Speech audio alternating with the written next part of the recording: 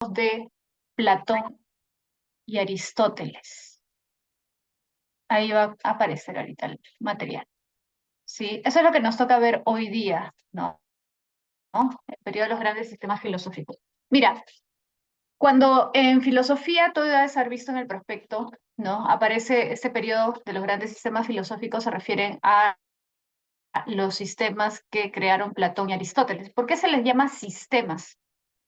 Porque a diferencia, por ejemplo, de Sócrates, Sócrates es un filósofo muy importante en la historia de la filosofía, sí, por su influencia en diversos filósofos, entre ellos Platón. Pero Sócrates no creó un sistema filosófico, a diferencia de Platón, a diferencia de Aristóteles.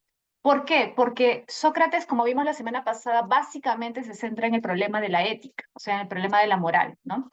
Aborda el tema de la justicia, la virtud, el bien, ¿no? Pero digamos que su ámbito de interpretación, de reflexión, es básicamente ético. En cambio, en el caso de Platón y Aristóteles, ellos lo que van a hacer es abordar diversos temas, o sea, la ética, por ejemplo, la política, la estética, la belleza, el arte, el conocimiento, la ontología, es decir, van a hacer la filosofía mucho más amplia, van a ampliar los horizontes de la filosofía. Y por eso son sistemas, porque tocan diversos temas, tópicos, pero todos esos temas están interrelacionados entre sí. Es decir, esos temas de los que ellos hablan, los temas que ellos abordan, no son temas que estén aislados, ¿no? O sea, las disciplinas filosóficas uno las estudia por una cuestión de orden, pero en realidad si tú las analizas a profundidad vas a ver que hay muchas relaciones entre ellas. Eso es lo que hace Platón y eso es lo que hace Aristóteles.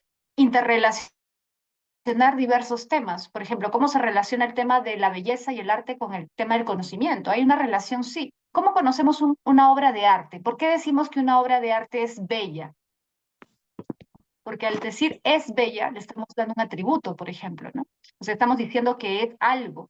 ¿Y cómo conocemos esa belleza? ¿Cómo podemos estar seguros, afirmar que algo es bello o que algo es feo o que algo no es arte, por ejemplo, o si es arte? Es un tipo de conocimiento. Entonces, la nociología está relacionada con la estética está relacionada también con la ética en muchos casos, la filosofía política se relaciona también con la estética, con la ética, también con la nociología, con la ontología. Entonces, lo que hacen Platón y Aristóteles que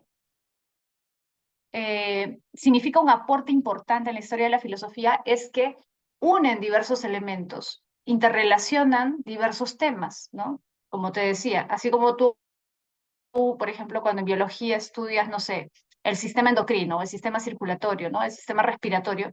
¿Por qué se le llama sistema? Porque son diversas partes del cuerpo que están interrelacionadas.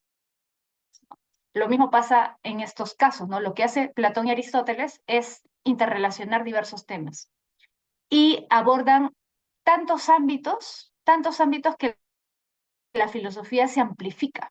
Repito, Sócrates fue muy importante, pero él básicamente se centra en lo ético. En cambio, Platón y Aristóteles abordan muchos más temas. Y de ahí la importancia de Platón, porque Platón es el primero en hacer eso. Luego Aristóteles lo va a hacer, pero de alguna forma guiado, influido por la presencia y por la filosofía platónica. Por eso es importante Platón. Ahora, Platón, como tú ya debes saber, fue discípulo de Sócrates. Sócrates no escribió nada, no dejó nada escrito. Aparentemente él no quería dejar nada escrito porque tenía miedo de que lo malinterpretaran. Entonces, nosotros sabemos del pensamiento de Sócrates por Platón y también por otros discípulos que él tuvo, pero básicamente por Platón. ¿Por qué? Porque Platón es el que mejor recrea el pensamiento de Sócrates, es decir, es el que le da más profundidad filosófica, por decirlo así, al pensamiento de Sócrates, o muestra mejor su profundidad filosófica, mejor dicho. Entonces, ¿por qué Platón escribe en forma de diálogos? Una de las obras más famosas de la historia de la filosofía son los diálogos de Platón. Hay diversos diálogos, cada diálogo aborda un problema, un tema, ¿no? El tema del amor, el tema de la belleza, el tema del valor, etc. Y él aborda sus obras en esa forma de diálogo precisamente para mostrar el método mayéutico de Sócrates, que es un método dialéctico, porque recuerda, el método mayéutico se basa en el diálogo, en el debate, en la discusión, en la confrontación de puntos de vista, pero con un objetivo claro, alcanzar o acercarse lo más posible a la verdad, desechar ideas falsas y acercarse o adquirir ideas verdaderas, ¿no? Entonces, Platón escribe en forma de diálogos, ¿no? Siguiendo el modelo de la mayéutica socrática. ¿Cuál es el aporte más importante de Platón? Su aporte más importante, aparte de todo lo que ya te he comentado, es que él plantea una nueva concepción de la realidad, una nueva concepción, fíjate, una nueva concepción ontológica. Recuerda que la ontología es una disciplina filosófica que estudia o que se encarga del estudio de el fundamento de la realidad, del ser. Yo sé que es un abstracto, pero como ya dijimos en una clase pasada, la ontología simplemente lo que estudia es el fundamento. Depende del punto de vista del que lo plantee. Por ejemplo, un filósofo cristiano dirá que el ser es Dios, porque sin Dios no hay nada. Dios es el fundamento de toda la realidad. Un filósofo marxista dirá que la materia es el fundamento de todo lo que existe, es decir, el fundamento de la realidad, porque si no hubiera nada material, nada existiría, porque todo lo que existe es un desarrollo simplemente de la materia. Entonces, Platón, ¿qué plantea? Plantea una forma distinta de ver la realidad. ¿Por qué? Porque divide la realidad en dos. Dice, hay dos realidades, una verdadera realidad y una realidad aparente. Ojo, no falsa, porque sí existe, pero es aparente. ¿En qué sentido? En que es inferior, en que es esa realidad en la que nos guiamos básicamente por nuestros sentidos, por las apariencias.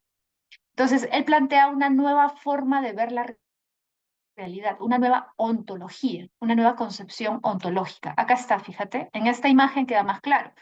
Hay dos mundos, un mundo inteligible, que es el mundo de las ideas, y mundo sensible, que es el mundo de los seres particulares, las cosas particulares que nosotros percibimos a través de nuestros sentidos.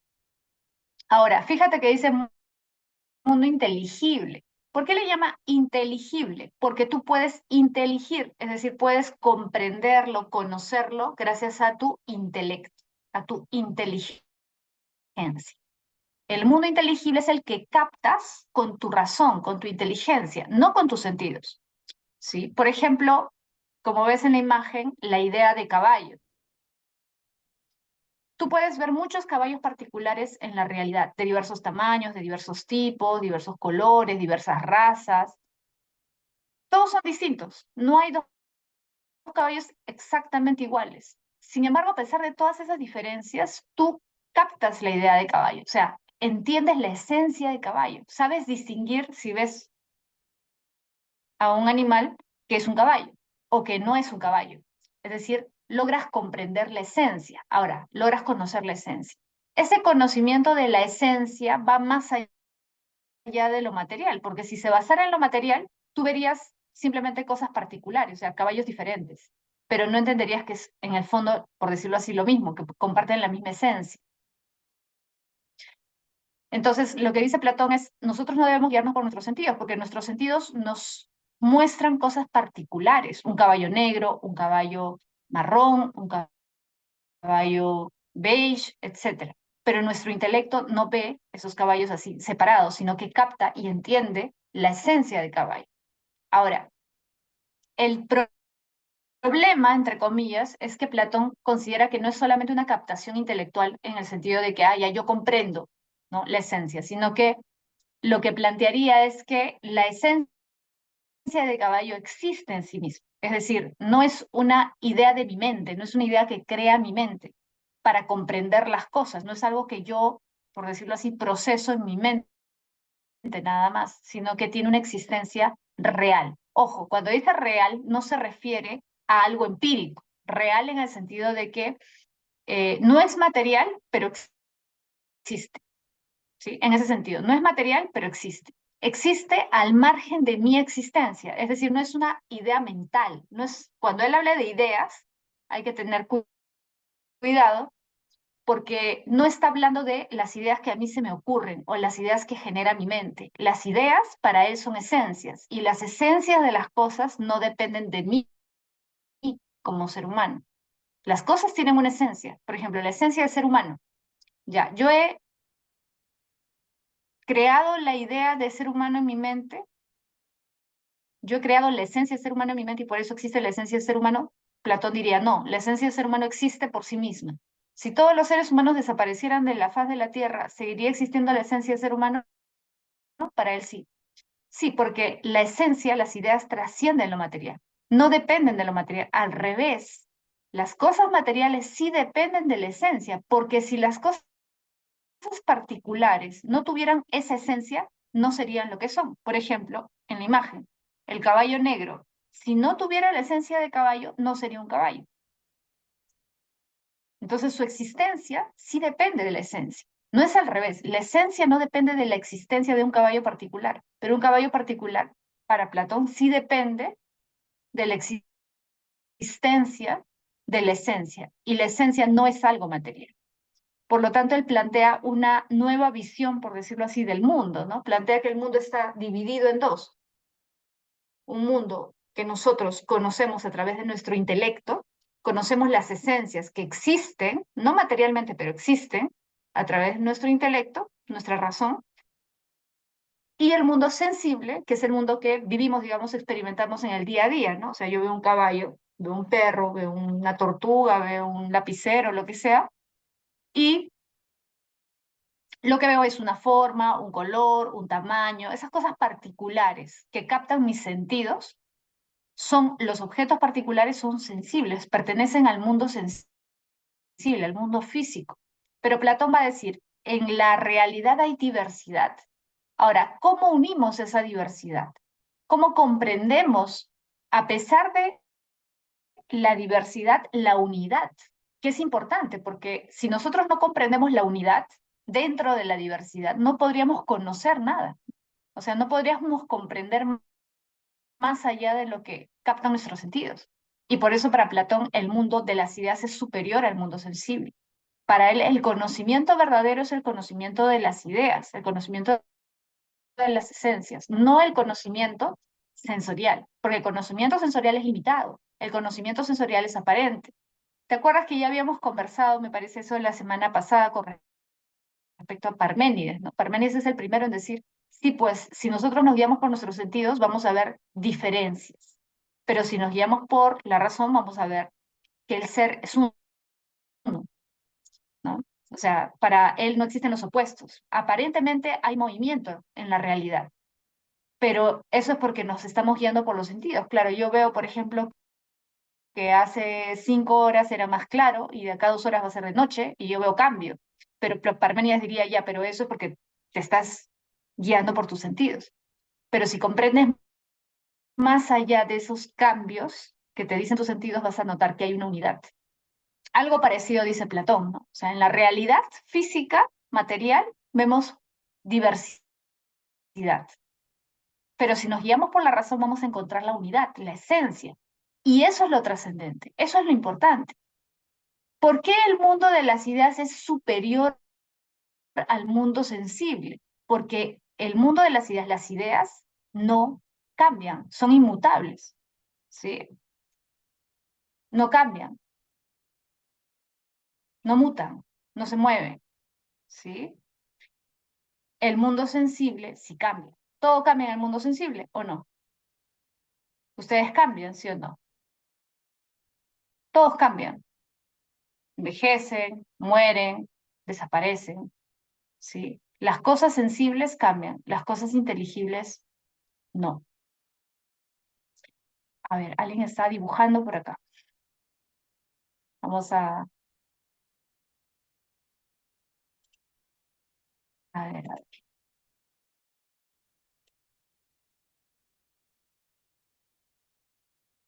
ya.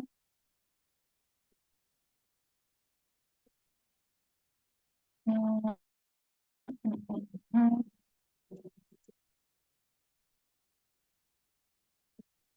mm, ya.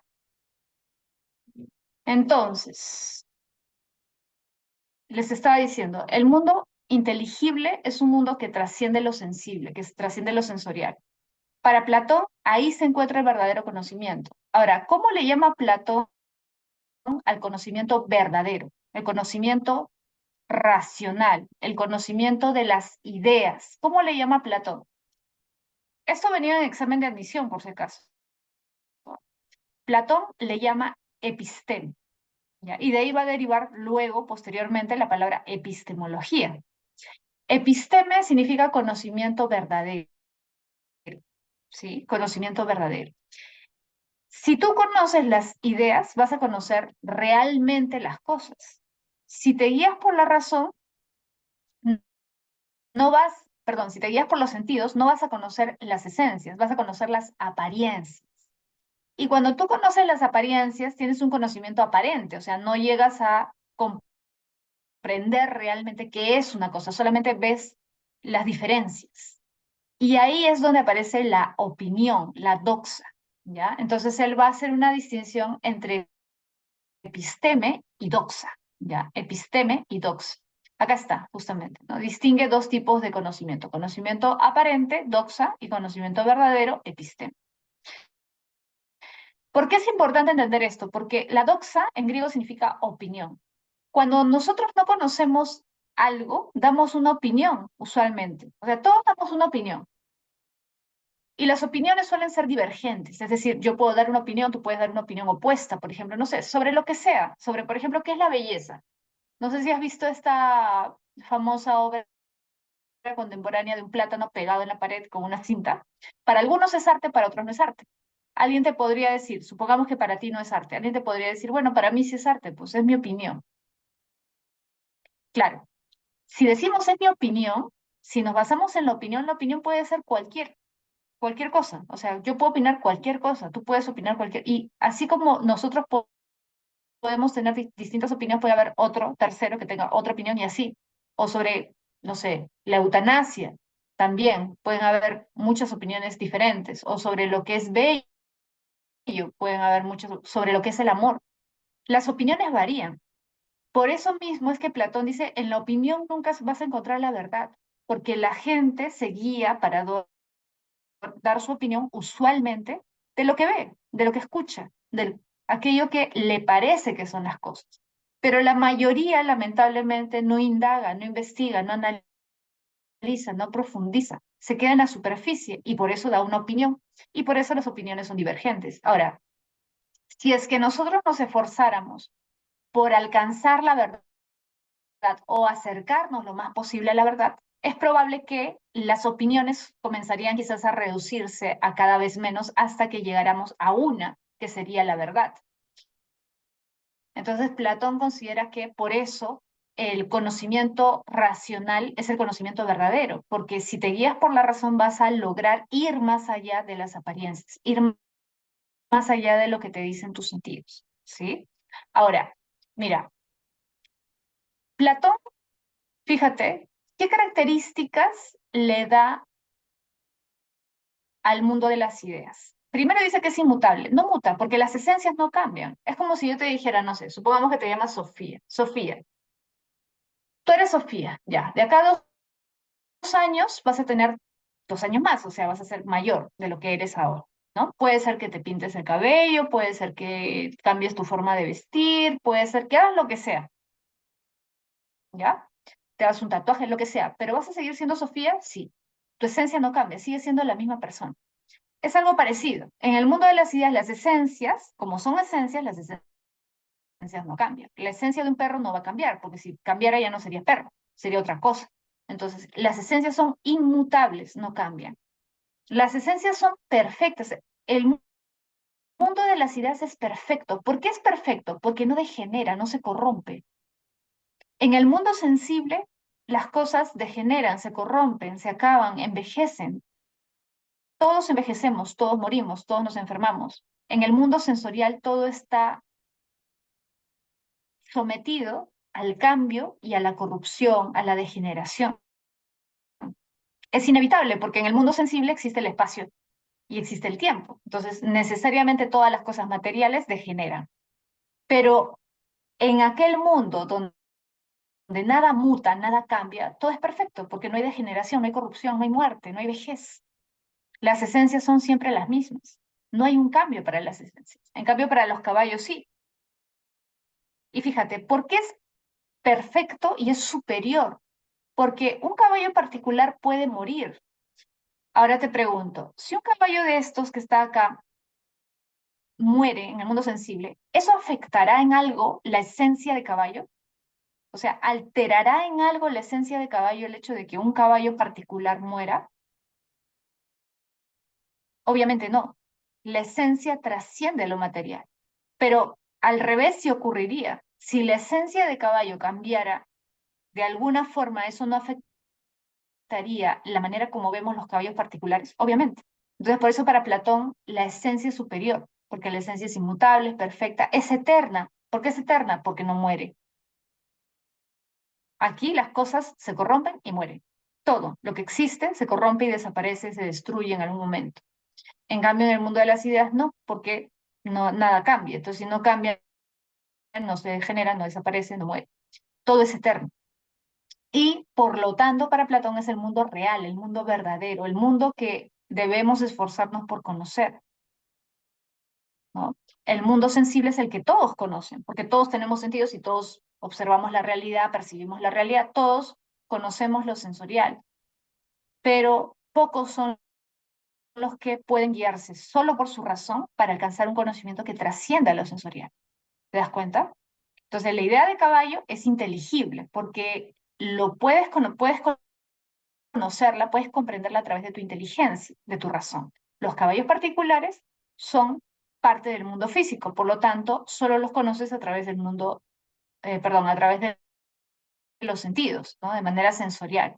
El problema es que ese conocimiento es un conocimiento de cosas particulares, no de lo general, no de lo universal, sino de lo particular, ¿sí? Y lo particular no es ciencia, si quieres verlo así, ¿no? Por eso la ciencia tiene que ser universal. Para que algo sea un conocimiento trascendente, tiene que ser universal, no puede ser particular. ¿Te das cuenta?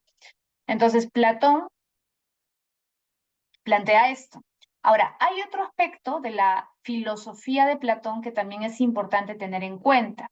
Mira, de esto vamos a hablar con un poco más de tranquilidad luego, pero de todas maneras quiero que lo tengas presente. ¿Por qué? Porque esto va a influir también en la filosofía en general. En realidad, ya alguien lo había planteado, esta concepción antropológica dualista, ¿no? Cuando se habla de dualismo, obviamente se refiere a que el hombre tiene dos partes, digamos, ¿no? Dos elementos que lo constituyen. El primero en plantear eso de manera más clara es Sócrates. Sócrates efectivamente decía que el hombre es un compuesto, digamos, de cuerpo y alma. ¿Sí? El hombre es un compuesto de cuerpo y alma, que es una idea que hasta ahora muchos tienen, ¿no? Que el hombre es un compuesto de cuerpo y alma. Actualmente quizás ya no se habla mucho de alma, se habla más de mente, ¿no? La mente humana. Pero incluso hasta ahora todavía hay una discusión acerca del alma humana, incluso hay estudios científicos para ver si es que existe algo que vaya más allá de nuestras conexiones neuronales, por ejemplo, a lo que llamamos mente, ¿no? Ahora, te decía, Sócrates ya había planteado esto, Platón también lo va a plantear, pero hay una diferencia. No es lo mismo lo que plantea Platón que lo que planteó Sócrates. Platón se basa en lo que plantea Sócrates, sí, pero él va a ir un poco más allá. Y luego, en unos momentos, vamos a ver por qué va más allá. Lo que plantea, en principio, así de manera básica, es muy parecido a Sócrates. Dice que el hombre es un compuesto de cuerpo y alma. ¿El cuerpo qué cosa es? La parte mortal, porque todos vamos a morir físicamente. Pero hay un elemento, que es el alma, que es la otra parte, que es inmortal. Eso ya lo decía Sócrates. Por eso es que Sócrates y Platón tienen esa misma perspectiva, que el cuerpo es como una cárcel. Hay una famosa frase en uno de los diálogos que dice eso, ¿no? El cuerpo es la cárcel del alma. Es como un recipiente que contiene el alma, ¿no? Es como si tuviera esta taza y dentro tuviera el alma. El cuerpo es como un cascarón. Ese cascarón envejece y muere, desaparece. Pero el alma que está dentro de él, para Sócrates y Platón trasciende, porque el alma no es corpórea, el alma no es física, el alma es incorpórea, inmaterial, por lo tanto es inmortal. El tiempo no la afecta. Es como las ideas. Efectivamente, el alma pertenece al mundo de las ideas. Por eso Platón va a decir, el alma no desaparece, no muere, es inmortal. Ahora, si el alma es inmortal y el cuerpo es mortal, ¿qué deberíamos cuidar nosotros más? ¿A qué deberíamos prestarle más atención? Obviamente, para Sócrates y Platón al alma, ¿no? Porque es la parte más valiosa que tenemos al ser inmortal. Entonces, a partir de esta idea, ¿sí? Esta concepción dualista, Platón va a profundizar un poco más que Sócrates y va a plantear algunas cosas más que luego vamos a ver. Sin embargo, de todas formas, recuerda esta idea del cuerpo como lo negativo. El cuerpo es la cárcel.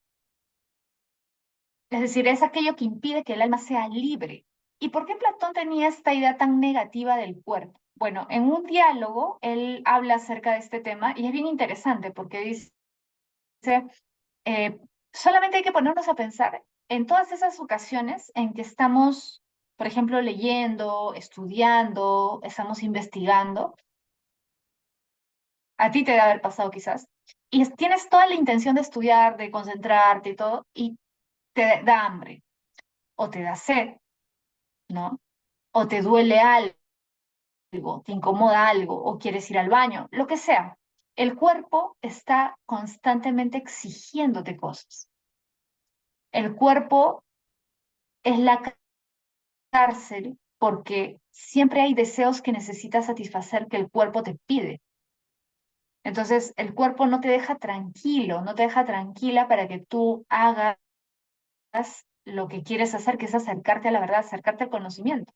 Si hablamos de este tipo, ¿no? De situación en la que yo estoy tratando de estudiar, tratando de conocer, tratando de entender algo, y tengo hambre, tengo sed, me duele algo, me fastidia algo, ¿quién hace ese impedimento para que yo logre alcanzar el conocimiento? El cuerpo. El cuerpo me pone una serie de obstáculos que yo no puedo evitar. Ahora, hay que tratar de evitarlo lo más posible, pero en la mayoría de los casos no se logra. Por eso es que es tan difícil lograr superar eso. Pero para Platón el alma tiene que liberarse del cuerpo lo más posible. ¿Y cómo liberamos el alma del cuerpo? Bueno, controlando nuestras pasiones, controlando nuestros deseos, porque si nosotros le damos rienda suelta a nuestros deseos, nuestras pasiones, obviamente va a ser el cuerpo el que nos domine.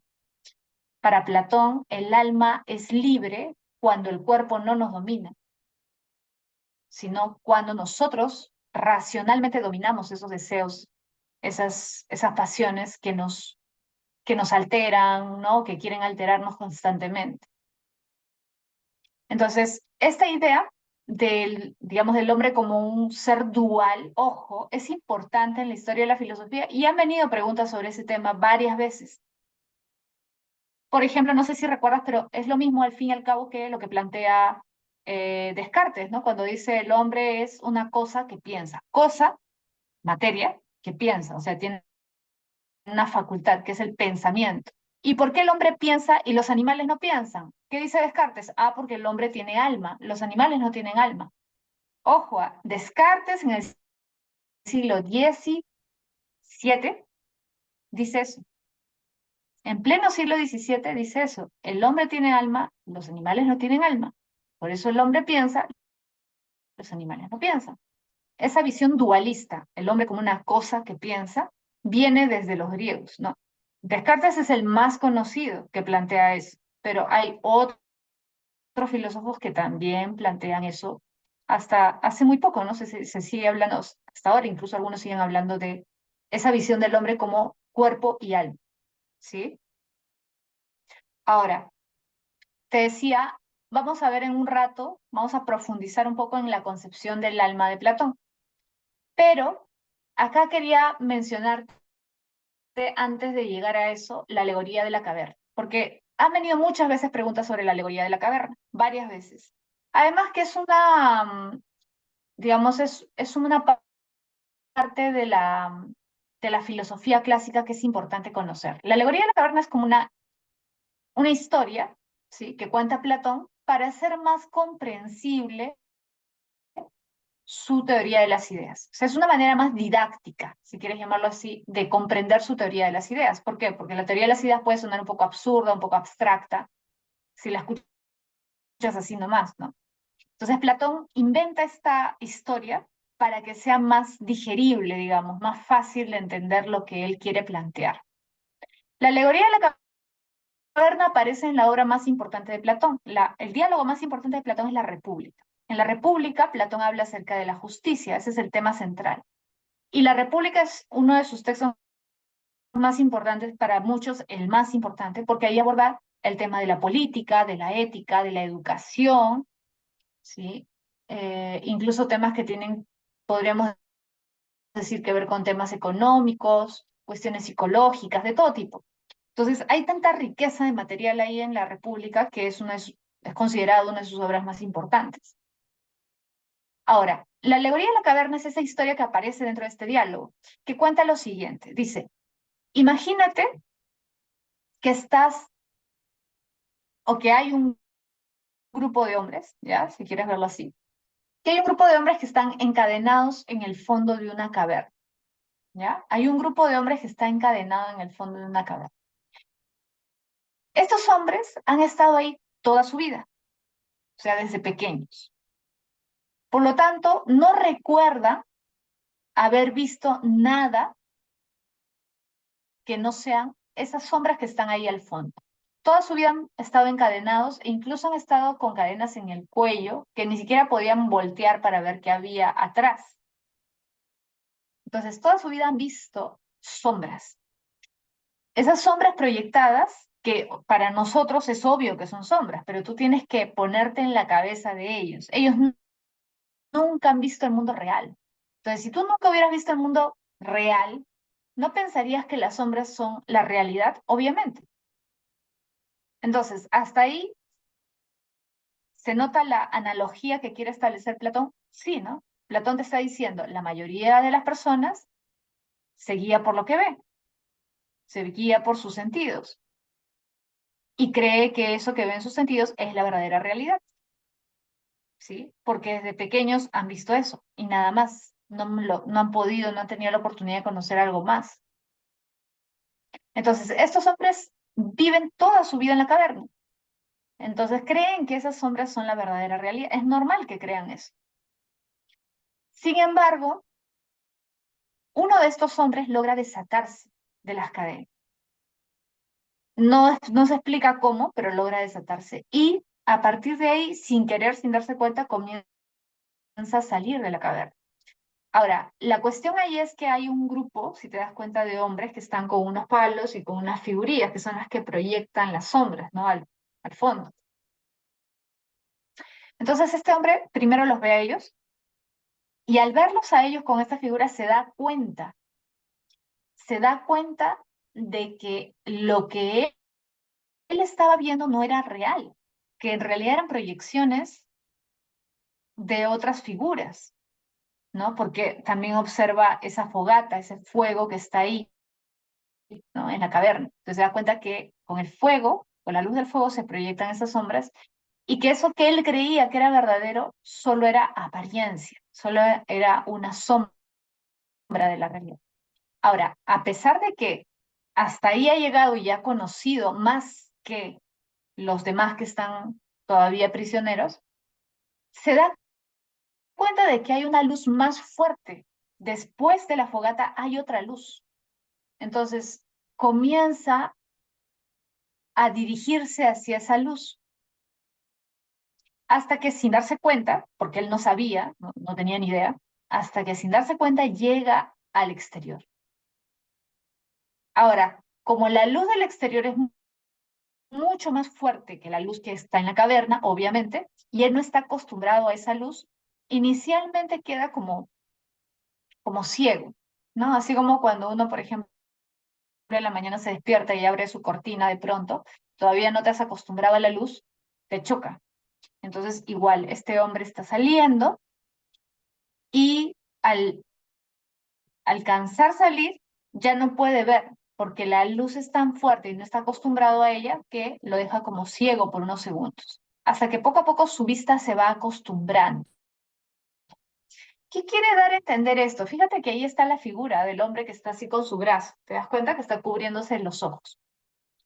¿Qué significa? Todo lo que dice Platón, cada una de las cosas que dice Platón tiene un significado. O sea, no está ahí porque sí, nos quiere transmitir un mensaje.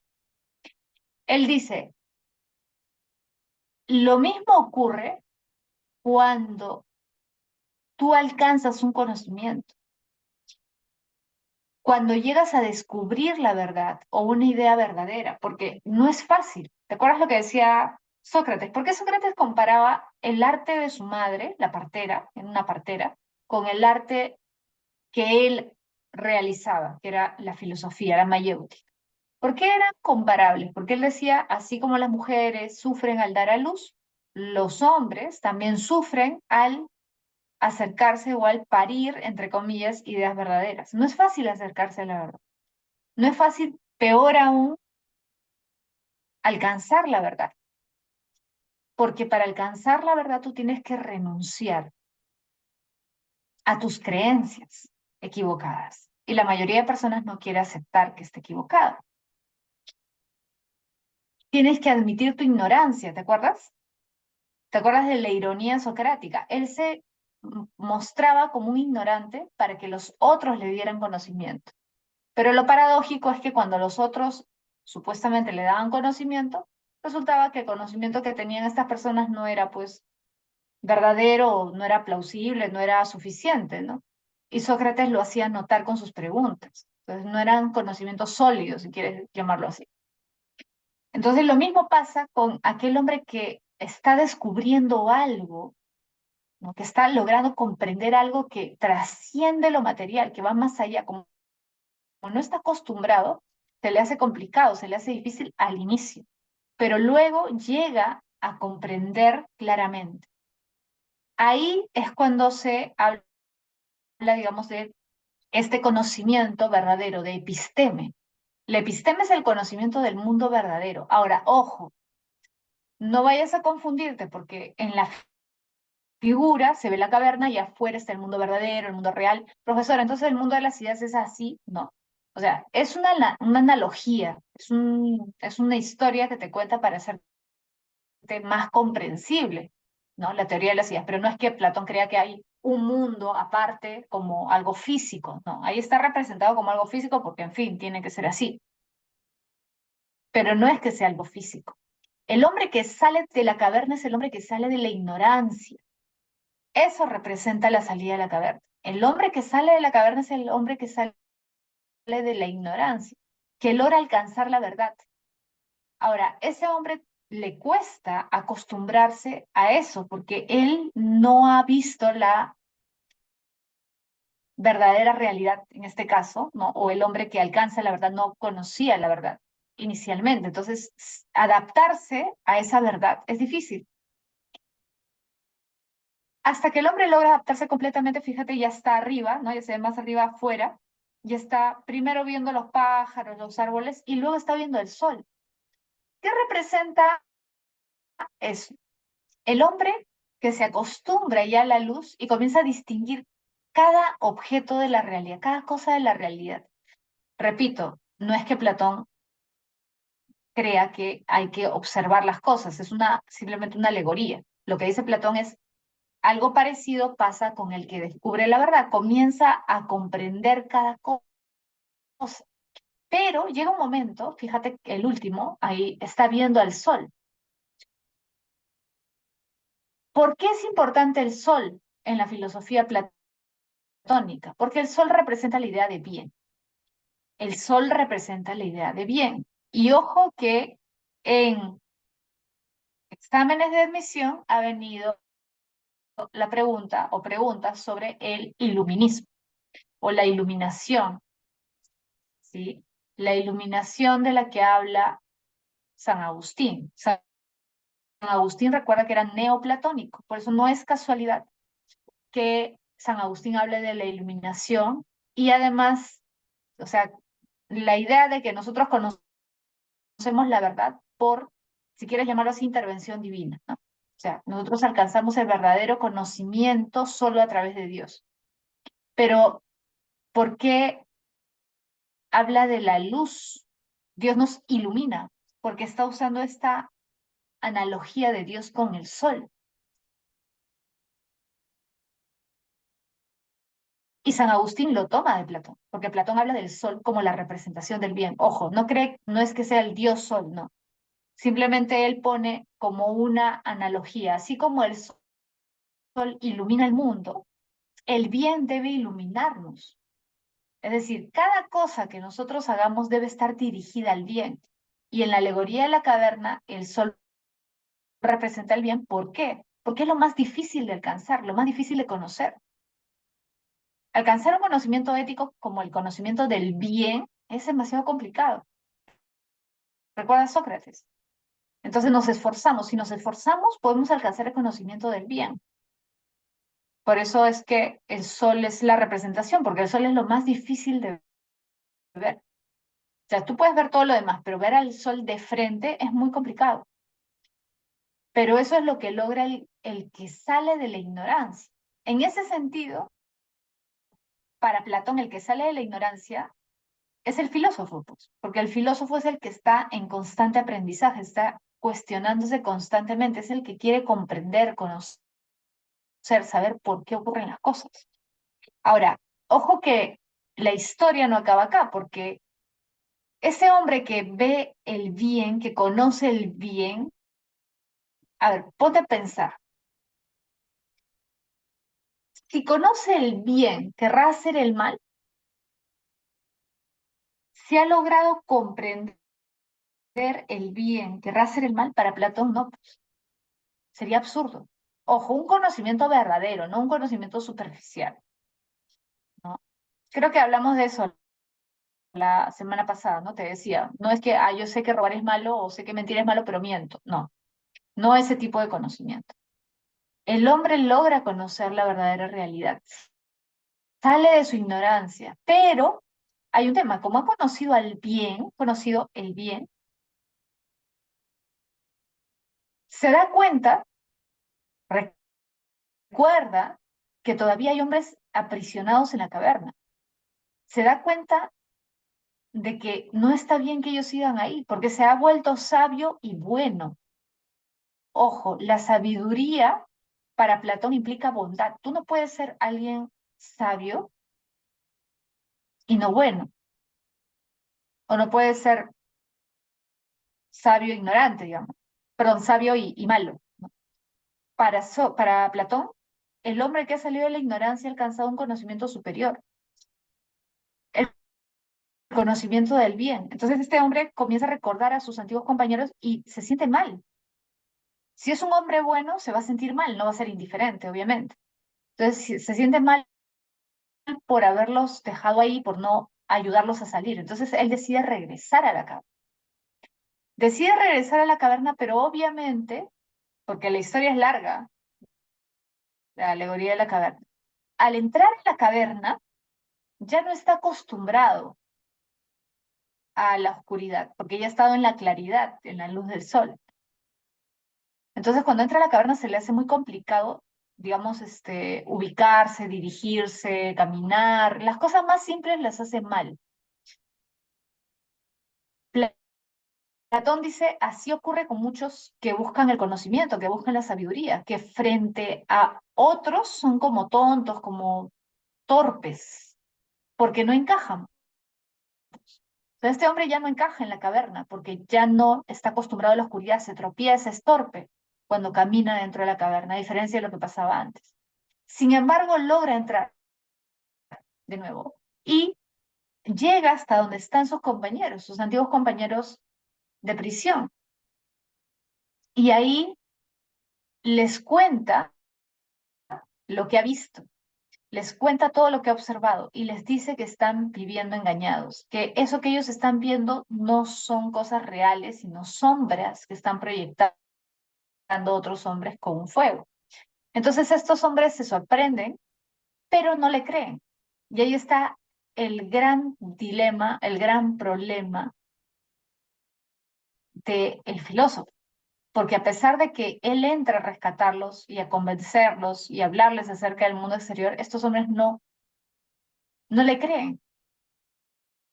Y además que es incómodo porque él llega a decirles prácticamente que son ignorantes, ¿no? Porque está llegando y les está diciendo, no, lo que ustedes observan no es cierto, ustedes están equivocados.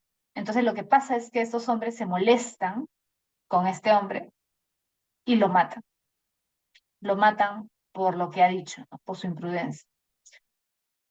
Ahora te pregunto, ¿a qué filósofo estará haciendo referencia Platón o a quién está haciendo referencia Platón cuando dice que este filósofo regresa a la la caverna para ayudar a salir de la ignorancia.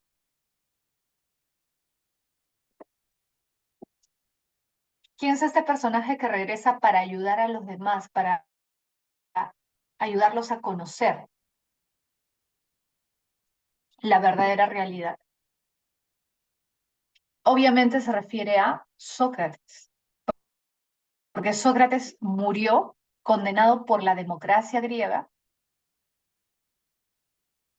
Las acusaciones que le hicieron fueron dos: impiedad y corromper a la juventud. Impiedad porque decían que no, realmente no creía en los dioses, ¿no? A diferencia de los demás. O sea que promovía otras ideas religiosas. Que desde cierto punto de vista pueden tener razón, ¿no? Pero no era pues un gran delito, entre comillas, ¿no? Porque no estaba promoviendo deidades, ¿no? Dioses nuevos. Ellos lo interpretaron así, ¿no? Como una excusa para condenarlo. Entonces, esa fue una de las excusas, una de las supuestas razones para condenarlo a morir, ¿no? Y la otra acusación fue por corromper a la juventud, ¿no? Porque tenía varios discípulos que lo seguían para arriba y para abajo, y algunos de ellos se aliaron con el bando de Esparta, ¿no? Siendo atenienses. Entonces, algunos lo interpretaron como una mala influencia de Sócrates. En fin, la cuestión es que él se arriesga, por decirlo así, porque se da cuenta de que se está arriesgando a criticar a los que en ese momento tenían poder en Atenas, pero se arriesgó, ¿sí? Entonces Sócrates, digamos, sería ese hombre que regresa a la caverna con el afán de ayudar, porque él no sacaba nada de regresar a la caverna, o sea, de ayudar a los demás a alcanzar la verdad. Sócrates ayuda ¿cómo? A través de la mayéutica, pues, ¿no? ¿Te acuerdas la guía?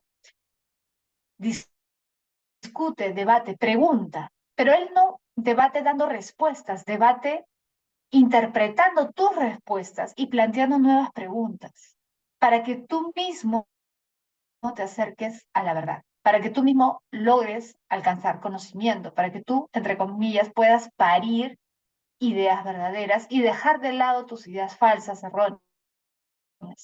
Entonces, Sócrates regresa, lo matan, y Platón dice, pero no podía hacer otra cosa, porque al conocer el bien, se volvió un hombre bueno. Un hombre bueno no hubiera podido quedarse fuera de la caverna, porque eso implicaba que no era bueno, que no le importaban los demás. Pero sí le importaban, y por eso es que regresa. Sócrates hizo lo mismo, ¿no? Trató de sacar a sus conciudadanos de la ignorancia. Así lo dice Platón. Trató de sacarnos de la ignorancia. Pero, ¿qué hicimos? ¿O qué hicieron muchos? Lo denunciaron y lo terminaron matando. Entonces, la alegoría de la caverna representa al filósofo, ese hombre que logra salir de la ignorancia y conocer la verdad. ¿Sí? Es la teoría de las ideas. Es lo mismo, solamente que de manera más simple. Hay dos realidades: la realidad de la caverna, mundo sensible; la realidad exterior, mundo inteligible. Conocimiento aparente, apariencias. En la caverna, las sombras no son reales. Parecen ser reales, pero no lo son. Afuera de la caverna, el mundo real, el mundo de las ideas, el mundo perfecto, el mundo donde nada muere, nada desaparece, el mundo de las esencias. ¿Te das cuenta? Eso representa la alegoría de la caverna, los dos mundos de Platón. ¿Y cómo se le puede denominar a eso? Ya dijimos, ¿no? La teoría de las ideas. La teoría de las ideas es eso, es una nueva concepción ontológica porque nos plantea una forma distinta de ver el mundo, una forma distinta de entender la realidad. ¿Te das cuenta? Bien.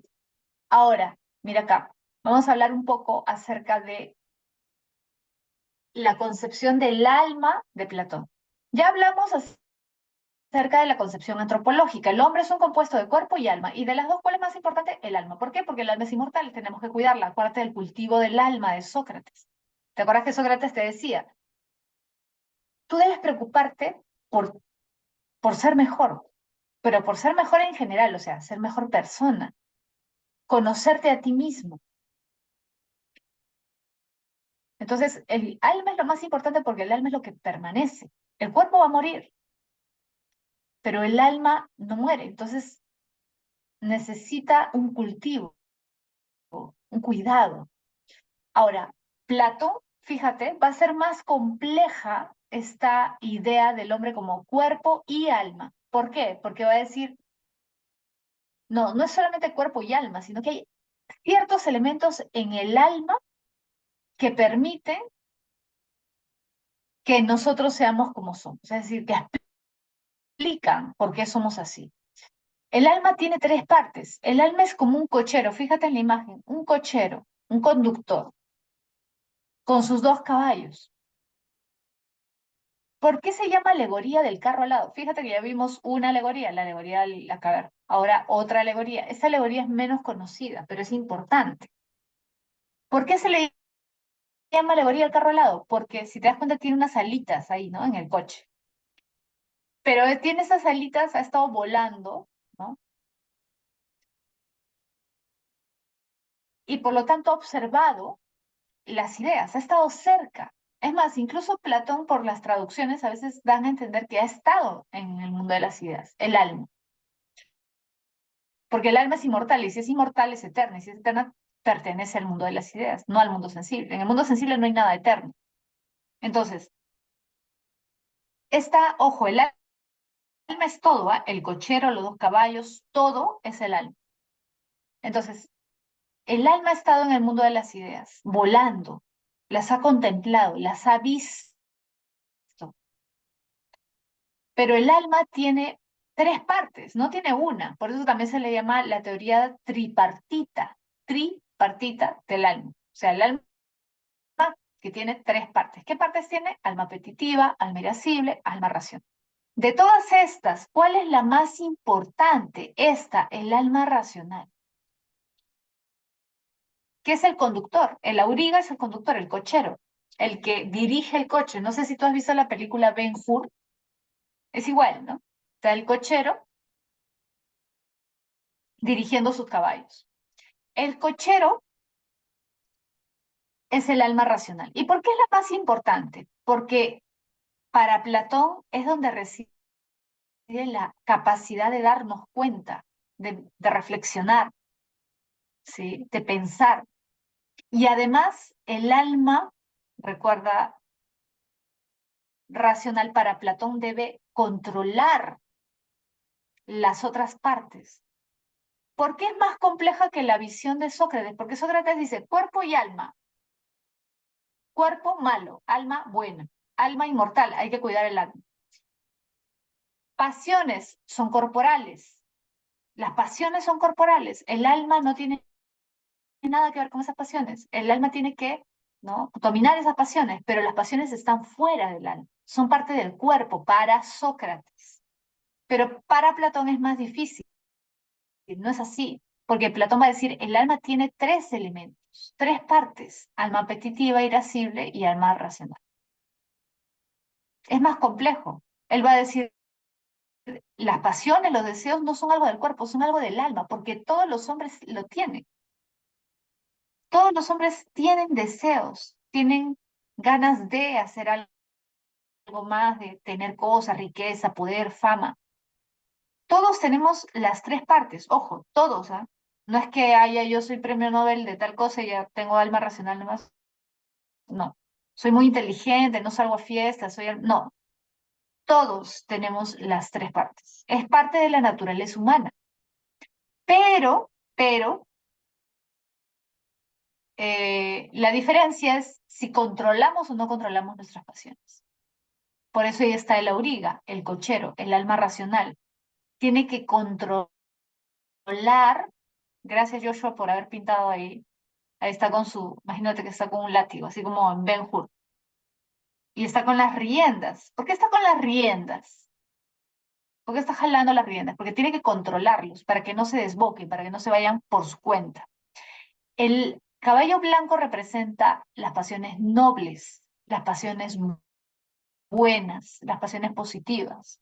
Y el caballo negro representa las pasiones bajas, las pasiones malas, las pasiones más difíciles de controlar. ¿Sí? Ahora, el caballo negro tiene explicación fácil, ¿no? Porque todos pues sienten deseos, ¿no? Buscan placeres, dinero, fama.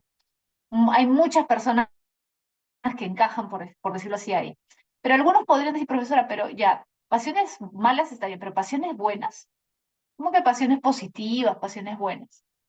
Lo que pasa es que el hombre también tiene pasiones nobles. O sea, no todo es la razón.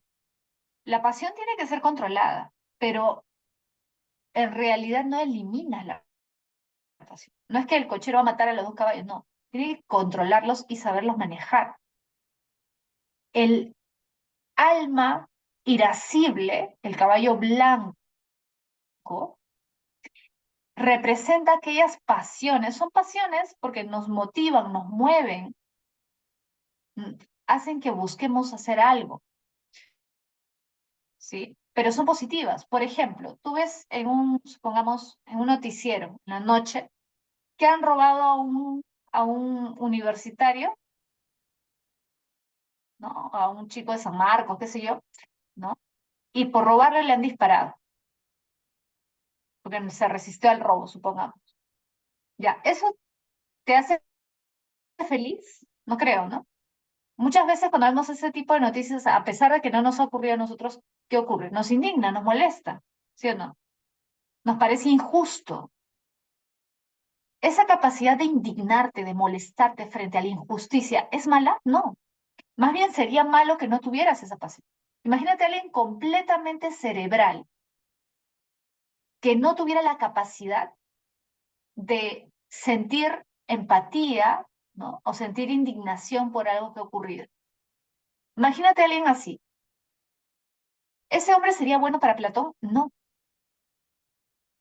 no sería bueno. Porque para Platón no es que el alma racional sea lo mejor y lo demás desaparezca. No. Porque las tres partes son partes del alma y las vamos a tener siempre. Por más racionales que creamos que somos, siempre vamos a tener pasiones. El problema no es que tengamos pasiones, el problema es cómo las manejamos. El caballo negro que representa las pasiones más bajas tiene que ser dominado con más fuerza. El caballo blanco no tanto, porque el caballo blanco son las pasiones nobles, pero sí tiene que haber una guía. ¿Por qué tiene que haber una guía? Por ejemplo, imagínate, ¿ya? Imagínate que tú, y esto ha pasado varias veces, debes haberlo visto en televisión, ¿no? Varios casos. Imagínate que te enteras que ha habido un robo, ¿ya? En una casa, y para robar la han golpeado a una señora ya mayor. Y no sé, un vecino vio que un hombre salía de ahí y lo identificó. Supongamos que lo identificó. ¿Ya? Imagínate que en el barrio ya no creen en la policía ni nada y quieren hacer justicia por mano propia. ¿Ya? Fuente Junio, como era muy común antes, ¿no? Y le hacen caso a este hombre que dice que ha visto al que salió de la casa. Van y lo capturan entre todos y lo golpean. ¿Ya? Lo golpean y lo dejan mal herido. Y después de unos días se enteran que no había sido él. Pregunta, ¿tú puedes darle rienda suelta a tu indignación? ¿Qué pasa si tú no controlas tu indignación? Mira, a ti te parecía injusto lo que habían hecho, le habían hecho a esa señora, ¿no? Te indigna la injusticia, pero si tú no guías tu indignación con la razón, es decir, si eres pura pasión, te dejas arrastrar por la indignación, puedes terminar cometiendo un gran error. Puedes terminar incluso matando a alguien por buscar justicia. Puedes terminar siendo injusto. Entonces, ¿qué es lo que dice Platón? Siempre la razón tiene que guiar las pasiones, sean buenas o malas, tiene que guiarlas. Y no van a desaparecer. Todos vamos a tenerlas. Por muy racionales que parezcamos, todos tenemos caballo malo, caballo bueno. Todos tenemos alma apetitiva y alma irascible. La cuestión es cómo los controlamos. ¿Cómo los controlamos? Ese es el problema. Entonces, para Platón, el auriga, el alma racional, es la que tiene que contener esas pasiones. Ahora, ¿qué dice la historia que cuenta Platón?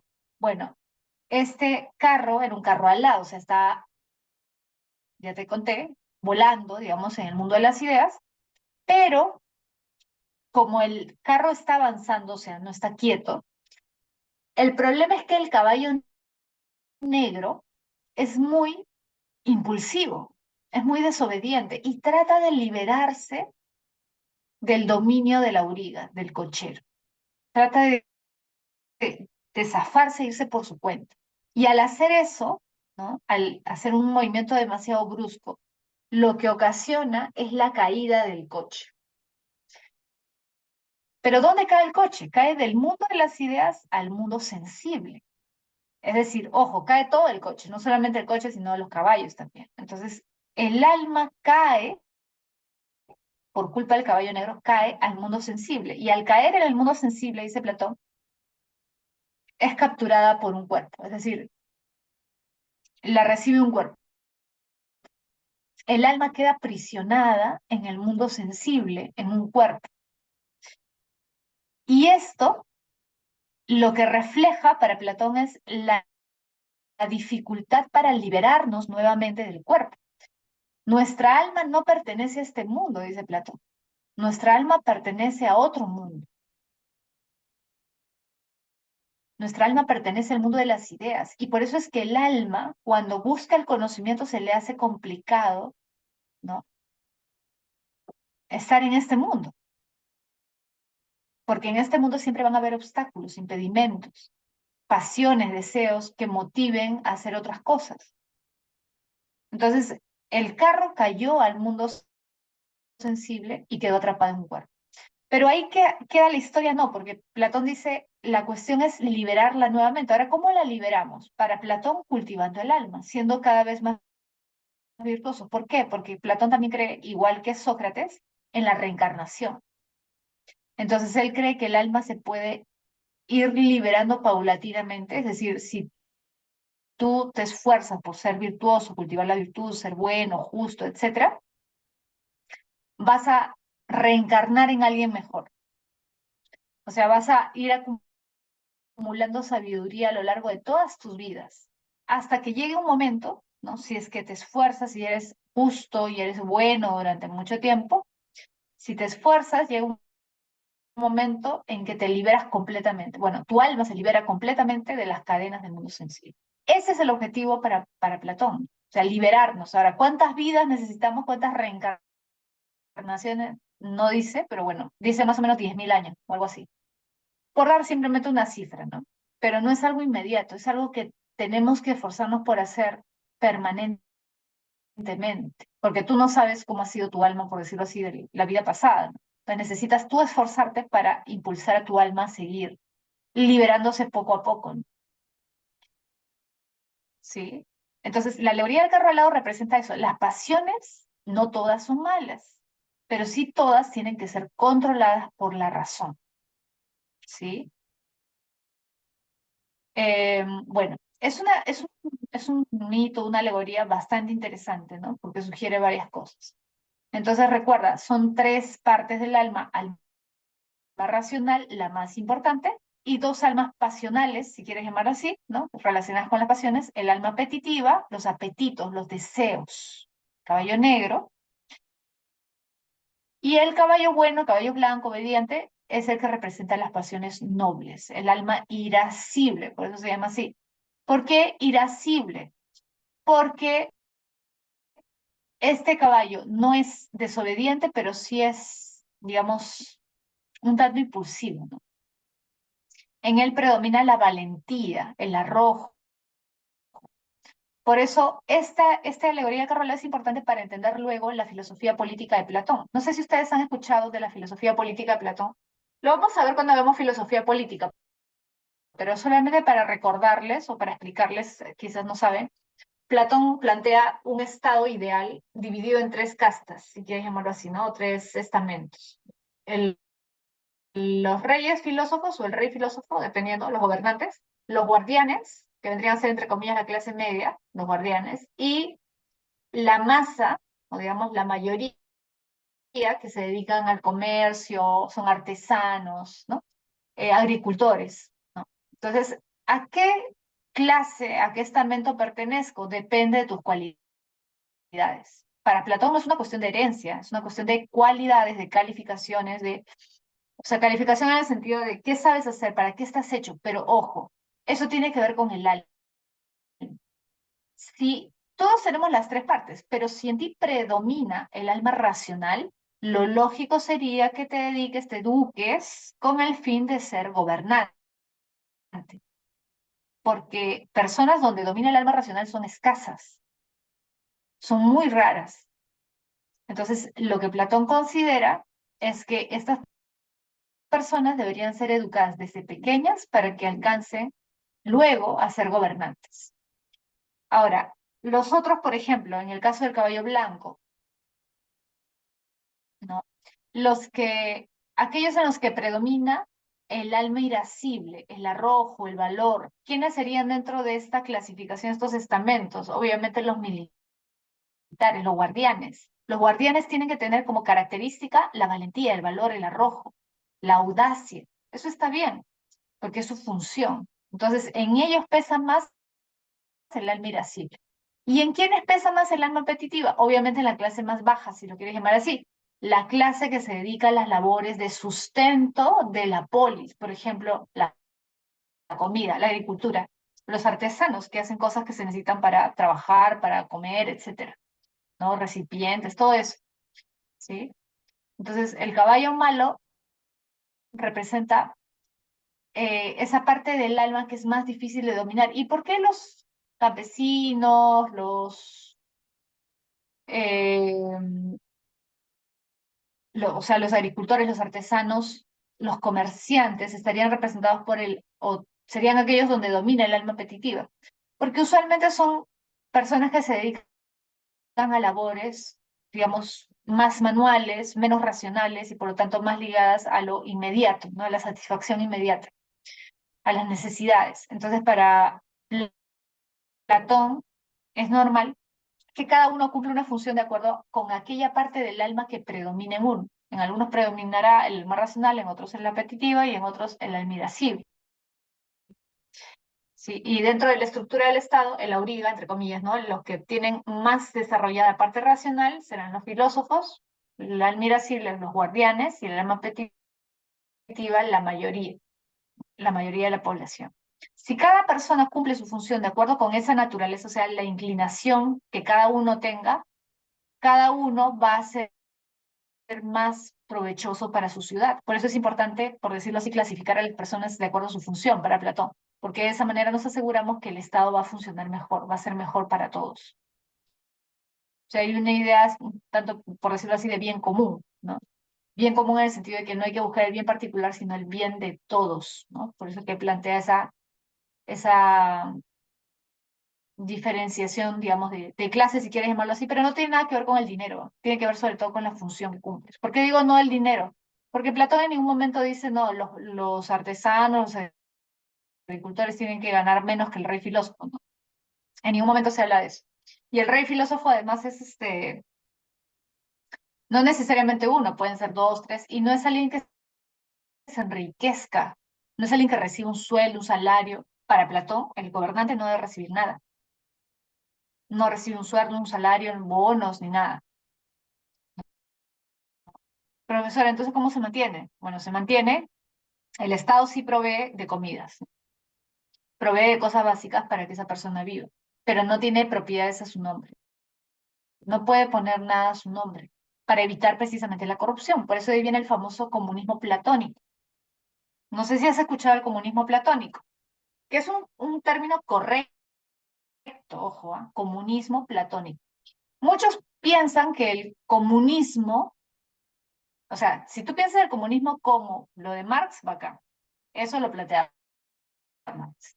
Ahora, si tú usas una idea más general de comunismo, el primero que lo plantea, si queremos llamarlo así, es Platón. O sea, incluso antes de Platón, Pitágoras también, pero no hay escritos de Pitágoras sobre eso. O sea, se sabe que él vivía de manera comunitaria, sin propiedad privada, con un grupo de seguidores. No, no tenía nada propio, ¿no? Y todo lo compartían, compartían la comida, ¿no? Pero en el caso de Platón sí hay escritos.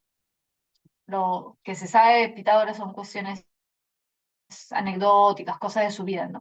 Pero Platón sí escribe sobre eso. Pero ojo, ese comunismo del que habla Platón no es un comunismo de todos dentro de la sociedad. Es decir, no es que todos no pueden tener propiedad privada. No. Los que no pueden tener propiedad privada para Platón son los gobernantes. Solo ellos. ¿Y por qué ellos? Fíjate, no hay ningún beneficio material si te pones a pensar. ¿Por qué ellos? Porque ellos son los que están más propensos a la corrupción. Entonces, si tú les das un salario o dejas que ellos tengan propiedad privada, van a querer beneficiarse o beneficiar a sus futuras generaciones. ¿Cómo evitas eso? No puede tener propiedad privada. Si quieres ser gobernante, no puedes tener propiedad privada. Por lo tanto, no puedes poner nada a tu nombre ni a nombre de tu familia. ¿Sí? De esa manera se evita la corrupción para Platón. ¿Sí? Luego ya, cuando veamos filosofía política, ya les iré comentando otras cosas de la filosofía política de Platón. Ahora, fíjate lo que dice acá. Esto hace tiempo que no viene, pero podría venir porque es un tema clásico, clásico de filosofía antigua o de filosofía del conocimiento, o sea, nociología. Esto puede venir en varias disciplinas, pero sobre todo en nociología y en el tema de filosofía antigua o filosofía platónica, ¿no? Incluso, es más, esto también lo dice Sócrates. El conocimiento consiste en recordar. ¿Recordar qué cosa? Recordar lo que el alma ya sabe, pero ha olvidado al caer en un cuerpo. ¿Te acuerdas? El alma cae, queda atrapada en el cuerpo, y al quedar atrapada en el cuerpo, para Platón, olvida. El alma olvida todo lo que ha visto. Olvida, pero olvidar no es no tener conocimiento. Tiene el conocimiento, pero lo ha olvidado. ¿Puedes recordar lo que has olvidado? Sí. Y por eso mismo es que la función de Sócrates para Platón es importante, porque Sócrates te ayuda a recordar. Porque Sócrates no te da la respuesta a las preguntas. Él te cuestiona, te pregunta para que tú pienses y tú mismo descubras la verdad.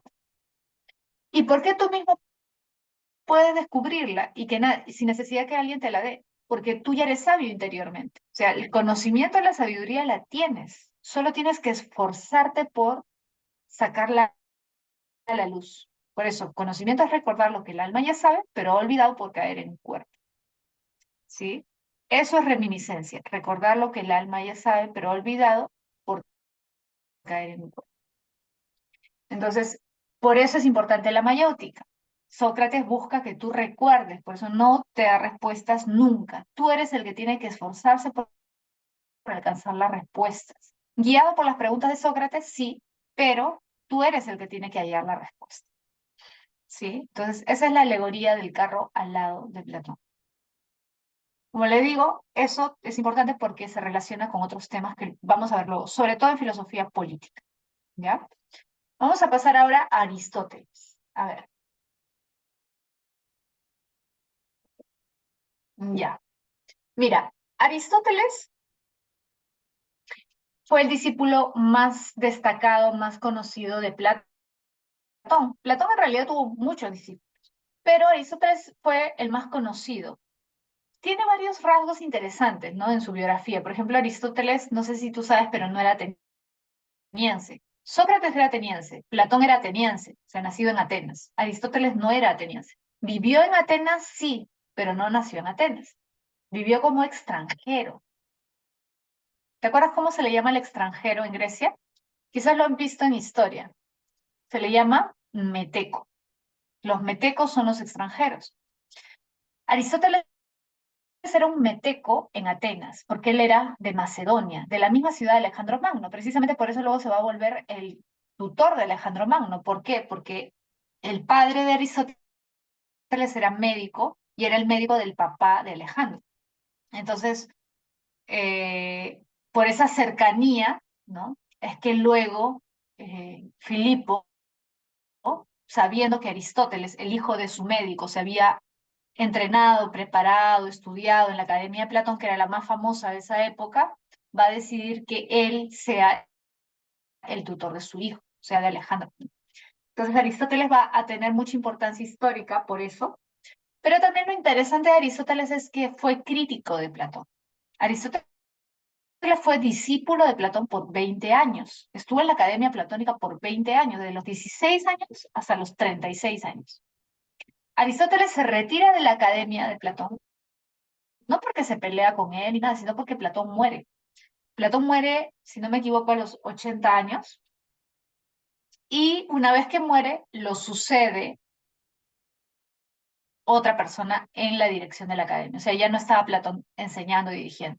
Entonces lo reemplazó su sobrino de Platón, y debido a eso Aristóteles prefirió irse, ¿no? Deja la academia a los 36 años y crea su propia escuela, que es la escuela peripatética, ¿no? ¿Y por qué se le llama peripatética? Peri significa alrededor, ¿no? Por eso por ejemplo, perímetro. ¿Qué es el perímetro? Todo el borde, ¿no? De algo. Peripatético, porque peri, alrededor, ¿no? Y patético se refiere al patos, al, al caminar, al andar. Entonces los peripatéticos conversaban caminando, siempre estaban caminando, dando vueltas, conversando, dialogando, discutiendo. Aristóteles funda el Liceo que es su escuela, su propia escuela, así como la Academia de Platón, el Liceo de Aristóteles. Va a tener muchos discípulos, muchos discípulos. Pero ¿qué es lo que destaca de la filosofía de Aristóteles? ¿O qué es, digamos, en relación con Platón lo más importante? Su crítica a la teoría de las ideas. ¿Y por qué critica la teoría de las ideas? ¿Por qué considera que las ideas no pueden estar fuera del mundo sensible? Las esencias no pueden estar fuera del mundo sensible. Ojo, por si acaso, que Aristóteles habla de ideas, ¿ya? Porque yo sé que la mayoría estudia, cuando estudia este tema, dice el hilemorfismo de Aristóteles, teoría de la sustancia. ¿Qué es la sustancia? Un compuesto de materia y forma. Materia y forma, materia y forma. ¿Y qué cosa es la forma? La esencia. ¿Y qué cosa es la esencia? La idea. Forma es lo mismo que esencia o idea. La diferencia es cómo él entiende la idea. Para él las ideas, las esencias están en otro mundo. No, no. Pero existen ideas, esencias, sí, sí existen, pero no fuera de este mundo. ¿Sí? Te lo aclaro por si acaso, porque si tú lees las obras de Aristóteles, ahí vas a ver que él habla de ideas. Eidos es la palabra en griego. Eidos, él habla de ideas. ¿Sí? Habla de forma también. ¿Sí? Morfé, pero los utiliza como sinónimos, son lo mismo. Aristóteles cree que existen esencias, sí. Cree que existen ideas, sí. Pero cree que esas ideas, esas esencias están en el mundo de las ideas, no. Él cree que ese mundo de las ideas del que habla Platón no existe. ¿Y por qué? Porque él dice no hay ninguna evidencia, ninguna prueba, ni nada que nos haga pensar que existe ese mundo. Y es más, es innecesario plantear que existe otro mundo para entender las esencias. Las esencias existen, sí, pero yo tengo que imaginarme otro mundo para comprender cuál es la esencia del caballo. No. O sea, para Aristóteles es más un proceso mental, es más cercano a nosotros, digamos. Porque Aristóteles se diría ya, los caballos están ahí, vamos a ver el caso de los caballos, ¿no? Que había puesto Platón. Ya, mundo sensible abajo, mundo inteligible arriba. Idea de caballo, esencia de caballo, caballos particulares. Ya. Aristóteles diría, a ver, la esencia de caballo, ok. ¿Existe la esencia de caballo? Sí, pero existe separado de cada caballo, no. Porque si un caballo no tuviera la esencia de caballo, no sería pues un caballo. O sea, la esencia tiene que estar en el caballo. La esencia de tortuga puede estar fuera de la tortuga, para Aristóteles no, porque si no tuviera la tortuga la esencia de tortuga, la tortuga no sería tortuga. Entonces, las esencias de las ideas no están fuera de los objetos sensibles. Las esencias están en las cosas sensibles. Entonces, ¿qué cosa es un caballo? Un caballo es el compuesto de materia y forma. Materia es lo que tú ves, su cuerpo, su color, su tamaño, su forma. Todo eso ya es la materia. O sea, la materia es lo que percibimos sensorialmente. ¿Y la forma qué cosa es? Lo que entendemos racionalmente. Porque para Aristóteles también es así. La diferencia es que el conocimiento, digamos, de la esencia, toma como punto de partida el conocimiento sensible. O sea, tú no puedes conocer algo si no lo observas. Por ejemplo, yo sabría que es un celular si no puedo verlo, tocarlo, sentirlo. No, no podría saber que es un celular. Todo conocimiento comienza por los sentidos. ¿Todo conocimiento se queda en los sentidos? No. Eso también es algo importante. Aristóteles no es un empirista en el sentido radical, o sea, en el sentido de que él crea, ya, la razón no sirve de nada, o la razón es secundaria.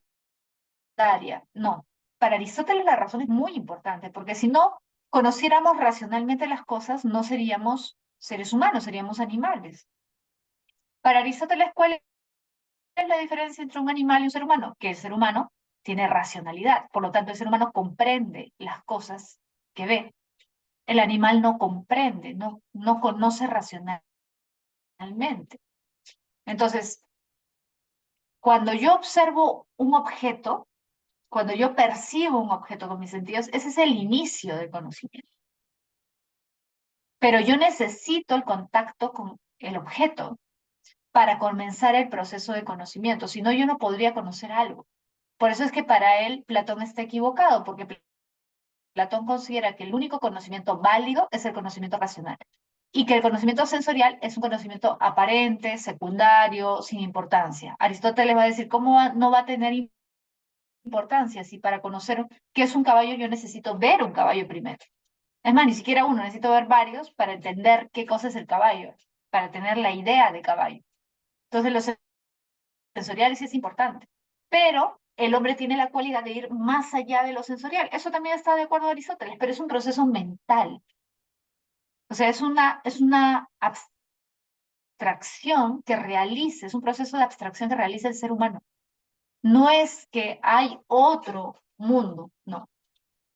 Es un proceso de abstracción simplemente. El hombre comprende que existen esencias a partir del conocimiento de las cosas sensibles, abstrayendo las características de las cosas, digamos, particulares para entender lo universal.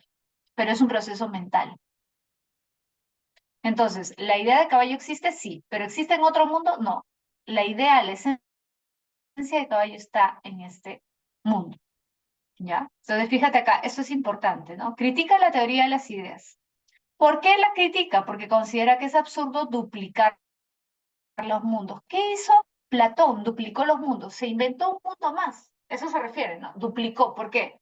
Porque el único mundo que nosotros conocemos, dice Aristóteles, es el mundo sensible. Platón dice que hay otro mundo. ¿Pero por qué plantea eso? Porque Platón quiere explicar las esencias. Y Aristóteles dice, pero para explicar las esencias es necesario crearse otro mundo, inventarse o decir que hay otro. No, no es necesario. No es necesario, ¿no?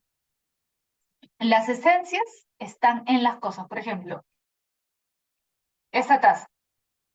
La taza tiene una esencia. Tiene la esencia de taza y la forma, perdón, la esencia de taza y la materia de la taza. Materia es lo que tocas, lo que percibes, el color, ¿no? Por ejemplo, la textura, el olor, el peso, todo eso que tú puedes percibir es la materia. ¿De qué está hecha la taza? Eso es la parte material. Y la parte formal, esencial, son las características que distinguen una taza de cualquier otro objeto. Por ejemplo, ¿por qué esto no es un vaso? Porque los vasos no tienen una asa. En este caso, su diseño nos ayuda a identificar que es una taza y que no es un vaso. Distinguir su diseño. En general, en los objetos, las esencias, las formas de las cosas tienen que ver con su diseño,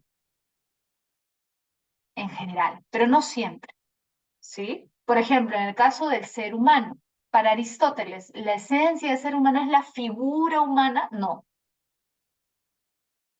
Para Aristóteles no es la figura humana, la forma humana lo que hace que yo distinga un ser humano, por ejemplo, de un jabalí, no. Lo importante no es la forma física, al menos en el caso del ser humano. Quizás en una taza sí, un lapicero también, pero en el caso del ser humano no. ¿Por qué? Porque para Aristóteles la esencia precisamente es aquello que te define, aquello que te hace ser lo que tú eres y no otra cosa. Y por eso Aristóteles siempre decía, si quieres definir algo, hay una forma bien, bien simple. Fíjate en aquel ser que es más parecido. Por ejemplo, en nuestro caso, nosotros somos seres humanos. ¿Existen seres parecidos a nosotros? Sí, muy parecidos. Los animales. Es más, nosotros somos un tipo de animal, ¿sí? Entonces, esos animales, ¿no? Son muy parecidos a nosotros, pero hay algo que ellos no tienen que nosotros sí tenemos, ya. Eso es la esencia. Eso que te distingue. ¿Y qué es eso que tenemos nosotros y que no tienen los animales? Racionalidad. Ah, ok. Entonces, ¿cuál es la esencia del hombre? Su razón. ¿Cuál es la forma del hombre? Su razón, no su figura. Ojo, cuando Aristóteles dice forma, es esencia. En cosas simples como una taza, forma, ¿puede ser su diseño? Sí, puede ser su diseño, porque es un objeto simple. Pero en el caso del hombre no, ¿te das cuenta? Entonces, en el caso de cosas más complejas, la esencia no es su diseño. La esencia es aquello que lo distingue, aquello que hace que ese objeto sea eso y no otra cosa. ¿Qué es lo que hace que el hombre sea hombre y no un animal? Su razón. Entonces, ¿cuál es la esencia del hombre? La razón, ¿no? ¿Sí? ¿Cuál es la forma del hombre? La razón, ¿ya? Entonces, eso es la teoría de la sustancia, repito. Lo que plantea Aristóteles es que el mundo sensible, esta es la crítica también que hace a Platón, el mundo sensible es real, no es aparente. Ese menosprecio que tenía Platón por lo sensorial, le va a criticar a Aristóteles, porque como te dije hace un momento, Aristóteles va a decir, a ver, pero ¿cómo puedo despreciar la fuente de mi conocimiento? Porque al fin y al cabo, todo lo que yo conozco, primero lo conozco por los sentidos. Por ejemplo, un niño, ¿cómo aprende las cosas? Por los sentidos. Entonces, ¿yo cómo puedo menospreciar la fuente primaria de mi conocimiento, que son mis sentidos? Sin mis sentidos yo no conocería nada. Entonces, los sentidos son fundamentales, el conocimiento sensorial es fundamental para conocer el mundo. Ahora, el mundo sensible, porque Platón dice, este mundo que nosotros experimentamos es el sensible, pero este no es verdadero. El verdadero es el mundo de la ciudad. Aristóteles va a decir, pero este mundo real, ¿cómo no va a ser real? Sí es real, porque lo necesitamos para conocer y comprender las cosas, las demás cosas. Claro, podemos hacer abstracción luego, claro, para, por ejemplo, hacer matemática, filosofía, abstraes, claro. Pero el punto de partida de todo conocimiento para Aristóteles es sensorial. Por eso el mundo sensible es real, no es aparente, como había dicho Platón. ¿Sí? ¿Y cuál es la teoría ontológica que plantea Aristóteles? Ya dijimos, la teoría ontológica de Platón es la teoría de las ideas. La teoría ontológica de Aristóteles es la teoría de la sustancia, o también llamada hilemorfismo. Creo que hace tiempo no vienen preguntas sobre Aristóteles y el hilemorfismo, ¿no? Teoría de la sustancia. Y a veces pasa eso, ¿no? Que a veces se confían porque dicen, en los últimos exámenes han venido esa pregunta. Pero por ahí aparece, porque hace tiempo que no aparece, ¿no? Alguna pregunta de Aristóteles sobre esto. Recuerda que para Aristóteles todo lo que existe es una sustancia. Por ejemplo, para que entiendas a qué se refiere su teoría, ¿no?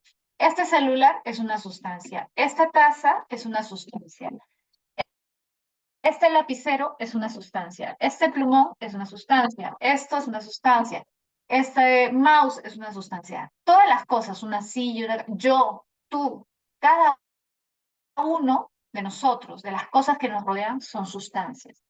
Por eso le llama teoría de la sustancia. Ahora, el mundo, ¿qué cosa es? Un conjunto de sustancias. Sustancia perro, sustancia gato, sustancia ser humano, individual, ¿no?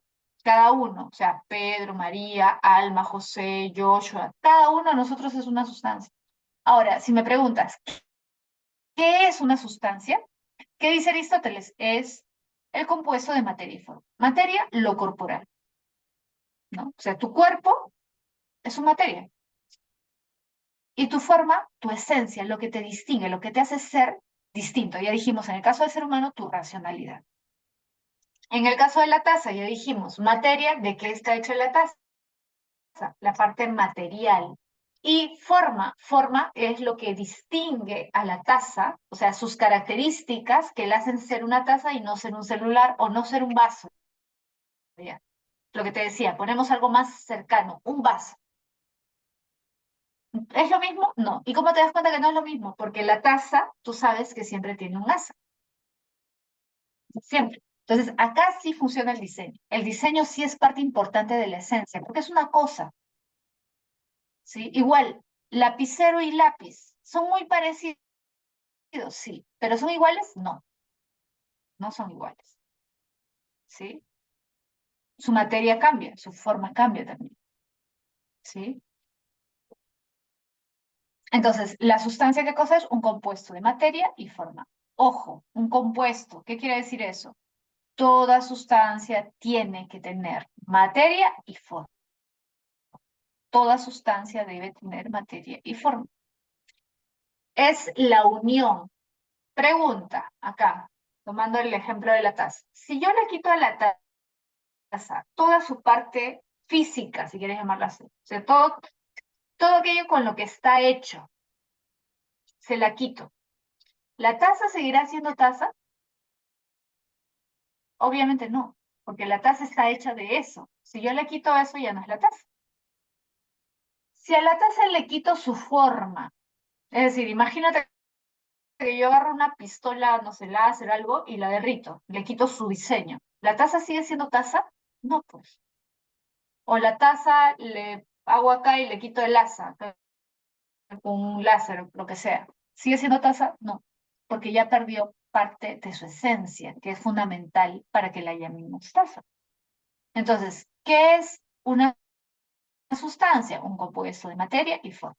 Son indesligables. Tú no puedes quitarle a un objeto su materia porque deja de ser ese objeto, deja de ser esa sustancia. No le puedes quitar su forma porque deja de ser también, porque le estás quitando su esencia, deja de ser también ese objeto. Entonces, materia y forma no se pueden separar. Pregunta, y esto ha venido en exámenes. En la pre me acuerdo que vino una vez. ¿Qué pasaría si yo le quito, perdón, qué pasaría si una persona muere? Materia y forma son indesligables. ¿Qué pasaría si una persona muere? ¿Su alma dónde va? ¿Qué pasa con su alma? El cuerpo muere. ¿Qué pasa con el alma? ¿El alma puede subsistir, sobrevivir después de la muerte del cuerpo? ¿Qué diría Aristóteles? ¿Qué crees que diría?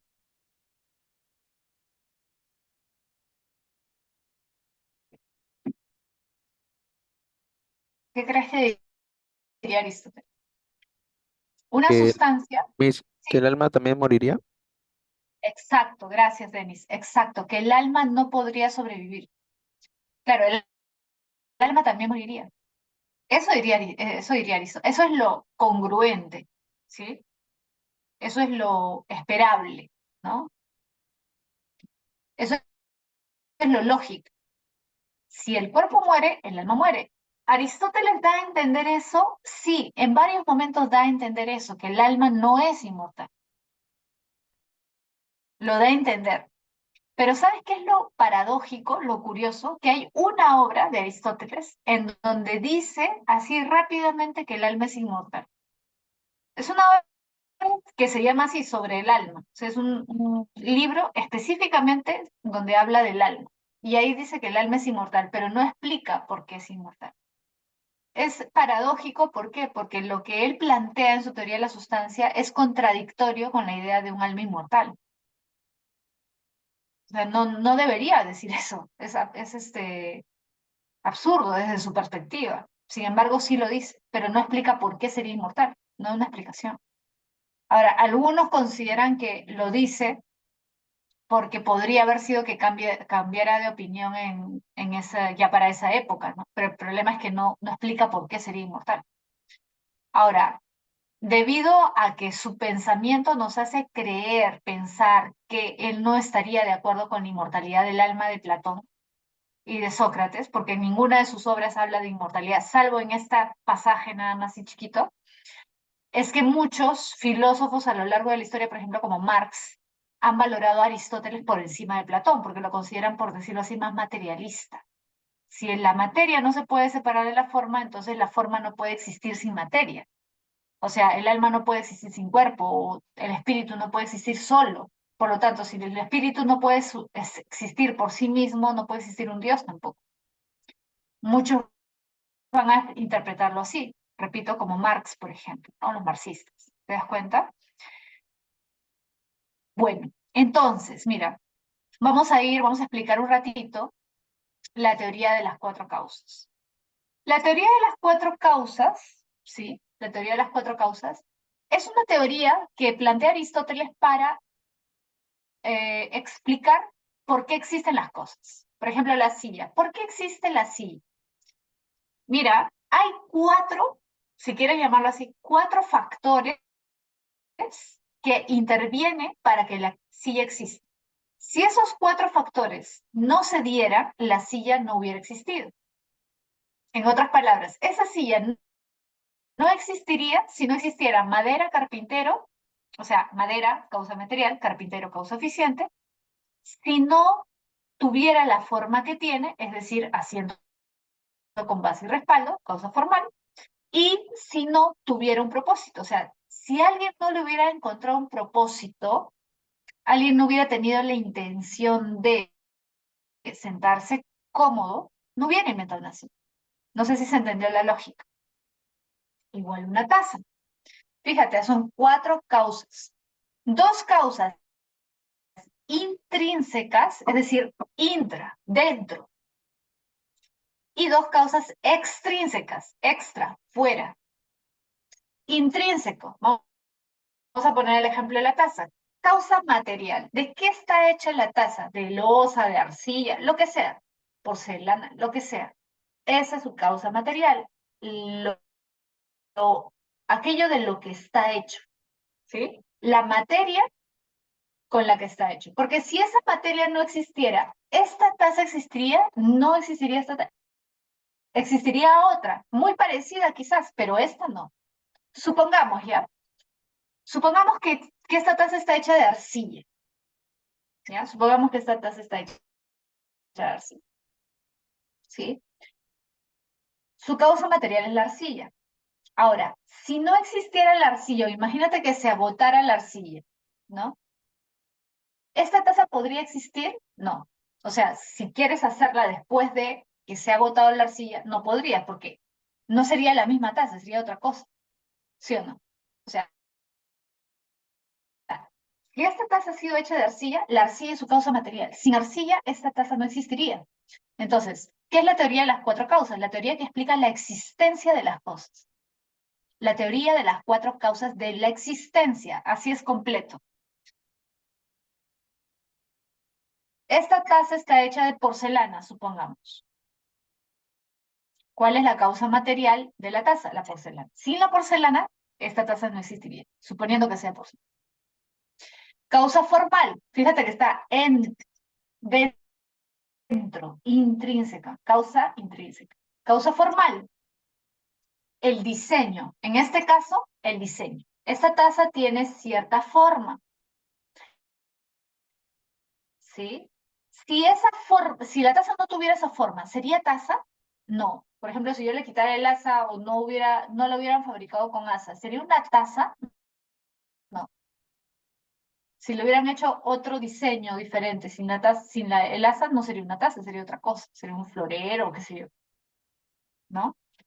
Una bandeja. Imagínate que le cambio completamente su forma y la vuelvo como un plato. ¿Sería taza? No, pues, porque ya no tiene su patrón, su esencia, su diseño, lo que hace que tú veas y digas, ah, es una taza. Lo que lo distingue, ¿te das cuenta? Pero eso es intrínseco, porque forma parte de la misma taza. Ahora, causas extrínsecas, fuera. que no están en la taza. Mira, fíjate, material formal es el ilemorfismo. Ile, materia, morfismo, forma. Ilemorfismo, teoría de la sustancia. Ahora vamos a extrínsecas. Eficiente. La causa eficiente es el creador, el generador, el fabricante. En el caso de la silla, alguien hizo la silla. Si la silla es de madera, bueno, lo hizo un carpintero, porque el carpintero es el que trabaja con la madera. ¿Sí? Causa eficiente, repito, es el generador, constructor, fabricante.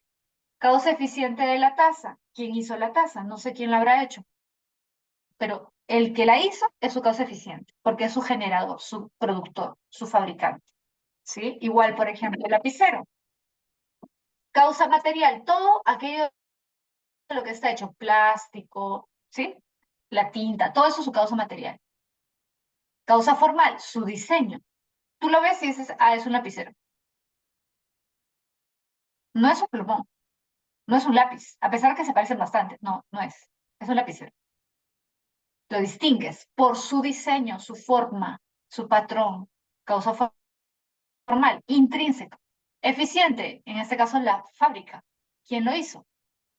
¿Sí? ¿Por qué es principio de movimiento? Porque el que lo hace transforma algo en otra cosa. El que hace una silla de madera transforma unos listones de madera en una silla. O sea, hace el cambio. ¿Sí? Transforma la materia. Y causa final, ¿para qué ha sido hecha? Por ejemplo, la silla, ¿para qué ha sido hecha? Para que nos sentemos. Si nadie hubiera tenido la necesidad de sentarse cómodo, ¿la silla existiría? No, no existiría. Si no tuviera un propósito, no existiría. Todas las cosas que existen en el mundo tienen un propósito, sea el propósito más tonto que se te ocurra, pero tiene un propósito. Distraernos, divertirnos, echarnos, dormir, lo que sea, una cama, lo que sea. Todo lo que existe tiene un propósito. Ha sido hecho por alguna razón, para cumplir un objetivo. Todo. Entonces, por eso Aristóteles dice, ¿para qué ha sido hecho el lapicero? ¿Para qué ha sido hecha la silla? ¿Para qué ha sido hecha la taza? Su razón de ser, su propósito, el para qué de la cosa. ¿Eso es extrínseco? Sí, porque no está en la cosa. Tiene que ver con las intenciones del que la creó, en la silla, en la taza, lo que sea. ¿Te das cuenta? ¿Sí? Bien. ¿Hasta ahí todo claro, chicos? ¿Ha quedado todo claro? ¿Tienen alguna duda? Si quieren pueden hacer algunas preguntas, ¿ah? Para que no se queden con dudas. Siempre es bueno que hagan alguna pregunta. ¿Tienen alguna duda, alguna consulta? O no sé si se acuerdan quizás de alguna pregunta que hayan visto en el examen de admisión que les ha parecido complicada o que tienen dudas en la clave. Si quieren pueden preguntar. Bueno, mientras van pensando, si es que alguien se anima, les voy comentando algunas cosas. ¿Qué es lo que usualmente viene de este tema o lo que más ha venido? Ya. Ha venido varias veces la teoría de la sustancia. Hace años que no viene, pero antes venía bastante teoría de la sustancia. Ha venido también la teoría de las cuatro causas. Ha venido la alegoría de la caverna, varias veces. Ese sí es un clásico de clásicos, la alegoría de la caverna. ¿Ya? Otro tema que no he incluido acá, pero que ha venido hace tiempo que no viene, pero también es un tema importante dentro de Aristóteles, que ahorita les voy a comentar antes de seguir, es el tema de el movimiento, su teoría del movimiento, o, o la teoría del cambio. Depende de cómo lo quieras llamar, teoría del movimiento o teoría del cambio. Que les quería comentar por qué, porque no sé si ustedes se acuerdan que vimos en las primeras clases, no sé si la primera o la segunda hablamos de eso, hablamos acerca de el debate entre Heráclito y Parménides, ¿no? Y el tema del movimiento. ¿El movimiento existe o no existe? ¿Te acuerdas que Heráclito decía que todo está en constante flujo, todo se está moviendo, cambiando, y Parménides decía que el movimiento y el cambio era ilusorio? ¿No? ¿Te acuerdas del río, que nadie puede bañarse desde el mismo, etcétera? Ahora, si te das cuenta, son posiciones completamente distintas. Uno dice, todo cambia, y el otro dice, nada cambia. ¿qué va a hacer Aristóteles? Porque recuerda que incluso hasta la época de Aristóteles, porque Heráclito y Parménides son más antiguos todavía, ¿no? Todavía hay discusión. Parménides y Heráclito son siglo VI antes de Cristo. Aristóteles siglo IV. O sea, ya habían pasado casi 200 años, 250 años. Y Aristóteles va a tratar de darle una solución a ese problema. Y para eso va a crear su teoría del movimiento. ¿Y qué dice? ¿Qué plantea? Dice, las cosas son algo, pero también tienen la potencia de ser otra cosa. El hecho de que haya un cambio no significa que las cosas dejen de ser lo que son. Siguen siendo las mismas, pero se pueden dar sucesivas transformaciones. Por ejemplo, un ser humano atraviesa por varias etapas. El ser humano es el mismo, pero con distintas, digamos, distinta evolución corporal, distinta evolución mental, racional, pero es el mismo individuo. Y por eso es que lo va a plantear la teoría del acto y la potencia. El acto es lo que es algo en este momento. Por ejemplo, yo en acto soy esto. En potencia puedo ser diferente. Todo lo que es, pero ojo, básicamente Aristóteles lo explica para el mundo natural, o sea, los seres naturales, los seres biológicos, el ser humano, un árbol, una planta, un animal, ¿no? Por eso el clásico ejemplo que tú debes haber visto quizás por ahí es el ejemplo de la semilla. Tú tienes una semilla, no sé si en tu colegio te han hecho alguna vez hacer este experimento del frijolito. La semilla es semilla. Ahora, el hecho de que esa semilla se transforme en una plantita significa que es algo completamente distinto, radicalmente distinto, no. Podría parecer, porque claro, tú ves un día una semilla y otro día ves un arbusto, supongamos, ya exagerando. Entonces es completamente diferente. Pero no, no es completamente diferente, porque de esa semilla, en esa semilla ya estaba la potencia del arbusto. O sea, no estaba el arbusto, pero estaba la potencia. ¿Sí? No es algo completamente diferente a pesar de que podría parecer, porque te pongo otro ejemplo para que te des cuenta. Un ejemplo exagerado, pero te pongo un ejemplo. ¿De esa semilla podría salir una jirafa? No, pues ahí sí sería algo completamente distinto, ¿te das cuenta? O sea, la semilla no tiene la potencialidad de convertirse en jirafa, pero sí tiene la potencialidad de convertirse en arbusto. Entonces, el arbusto no es lo opuesto de la semilla, porque el hecho de que sea completamente distinto en apariencia no significa que sea contrario a la semilla. ¿Te das cuenta? La jirafa sí no tiene nada que ver, pues de una semilla jamás va a salir una jirafa. O sea, porque una semilla no tiene esa potencialidad. Pero una semilla sí tiene la potencialidad de volverse un arbusto, un árbol, sí tiene esa potencialidad. Entonces, para Aristóteles, ¿existe movimiento? Sí. ¿Y cómo se da el movimiento o el cambio? A través del cambio del acto a la potencia. O sea, cuando lo potencial se vuelve actual, cuando lo que solamente era una potencia se vuelve acto. El frejol en potencia es un arbusto. Cuando se vuelve arbusto, en acto es arbusto, porque ahora ya es arbusto. Pero antes solo era en potencia. Entonces es la teoría del acto y la potencia. Una cosa es el acto, lo presente, y la potencia es lo que puede ser. Ahora, no necesariamente va a ser, porque necesita una serie de condiciones. ¿Qué pasa si esa semilla yo la escondo en un cajón y nunca la saco de ahí? Y nadie nunca la planta. ¿Va a ser un arbusto? No, porque no tiene las condiciones. ¿Te das cuenta? Por eso esta idea de la potencia, que somos genios en potencia, lo que quieras, ¿no? Cuando se habla coloquialmente del potencial y todo esto, viene desde Aristóteles, ¿no? Lo que somos o podemos ser en potencia. En potencia este niño sería un gran músico porque tiene dotes naturales para la música, supongamos, ¿no? Que alguien dice eso.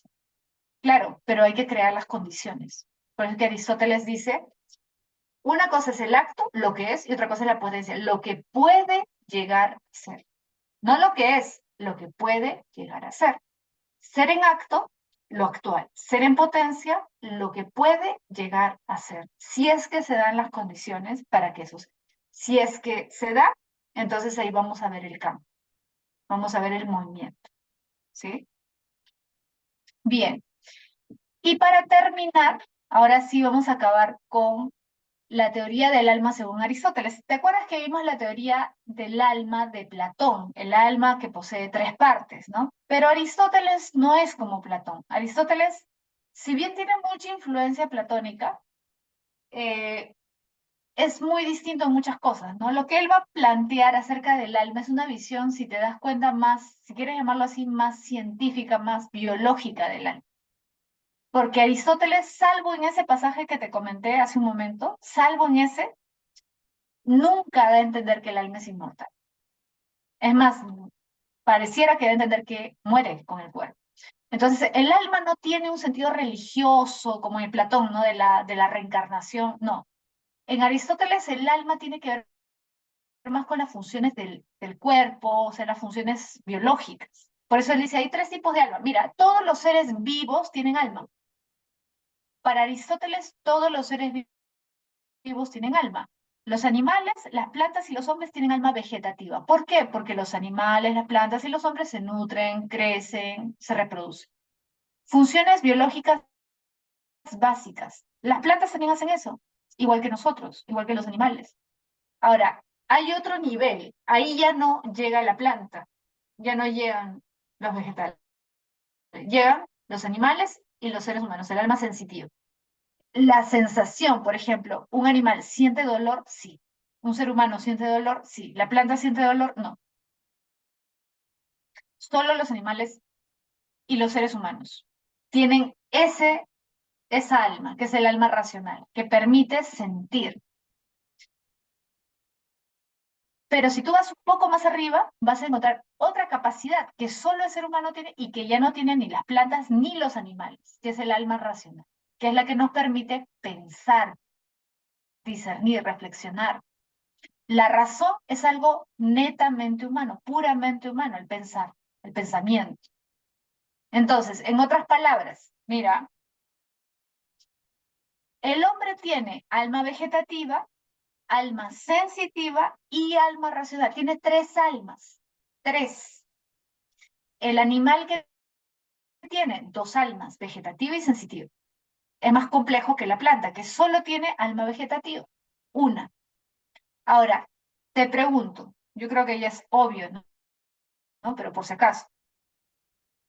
De todas estas almas, para Aristóteles, ¿cuál será la más importante? ¿Vegetativa, sensitiva o racional? ¿Cuál es la que nos hace ser quienes somos? En el caso de los seres humanos, obviamente. ¿Cuál es la más importante de las tres? ¿O cuál es la que representa nuestra esencia? ¿No? Obviamente el alma racional, porque sin alma racional no seríamos hombres, seríamos animales. Y sin alma racional y sin alma sensitiva seríamos plantas. ¿Te das cuenta?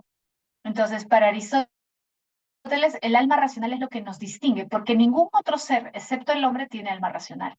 Pero el alma racional es la que nos da la capacidad de pensar, de discernir, de reflexionar.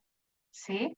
Ahora, como te darás cuenta, acá como he puesto el cuerpo y el alma son inseparables. Y por eso, o sea, eso es lo que dice Aristóteles en su teoría de la sustancia. Y por eso se entiende que el alma, para Aristóteles, tiene que ver con el cuerpo, con lo biológico. El alma está relacionada con las funciones biológicas. No es separable del cuerpo. Están conectadas. Por eso es una visión más, te decía, más biológica o si quieres verlo más científica del alma, ¿no? Menos religiosa, menos así, sí, pues menos religiosa que la de Platón, ¿no? De más religiosa, por el tema de la reencarnación y todo esto. ¿Sí? ¿Se entendió, chicos? ¿Se entendió esta parte? ¿Han entendido bien? ¿Tienen alguna duda, alguna pregunta? ¿Tienen dudas, preguntas? ¿Se ha comprendido todo? ¿Sí? A ver, ya. Entonces, si no tienen preguntas, ¿sí? Creo que no. No tienen preguntas, dudas. ya estaríamos reencontrándonos la próxima semana, ¿sí? Ya nos vemos bueno, el jueves, no, perdón, el viernes. Disculpen que los he hecho asistir hoy día, sábado, yo sé que sábado es un poquito pesado, pero no tenía otra opción porque he estado con bastantes temas personales, me he mudado justo el viernes y no podía cambiar de fecha, y bueno, ya no pude aplazar más la mudanza, así que ya no pude cambiar de fecha y no estuve con ustedes. Pero ya, yo creo que ya la próxima semana ya regresamos a la normalidad y nos vemos en adelante todos los viernes, sí, como ya habíamos quedado anteriormente. ¿Ya, chicos? Bien, ahora sí los dejo para que puedan ir a descansar, a comer algo, y ya nos estamos viendo la próxima semana. ¿Ya, chicos? Ya nos vemos, cuídense mucho. Si no me equivoco, nos toca ver filosofía moderna. Así que si tienen tiempo, aprovechen de repasar un poquito de teoría para comentar, para que hagan sus preguntas también en la clase. ¿Ya? Ya nos vemos, chicos, cuídense. Cuídense mucho. Nos vemos. Chao, chao.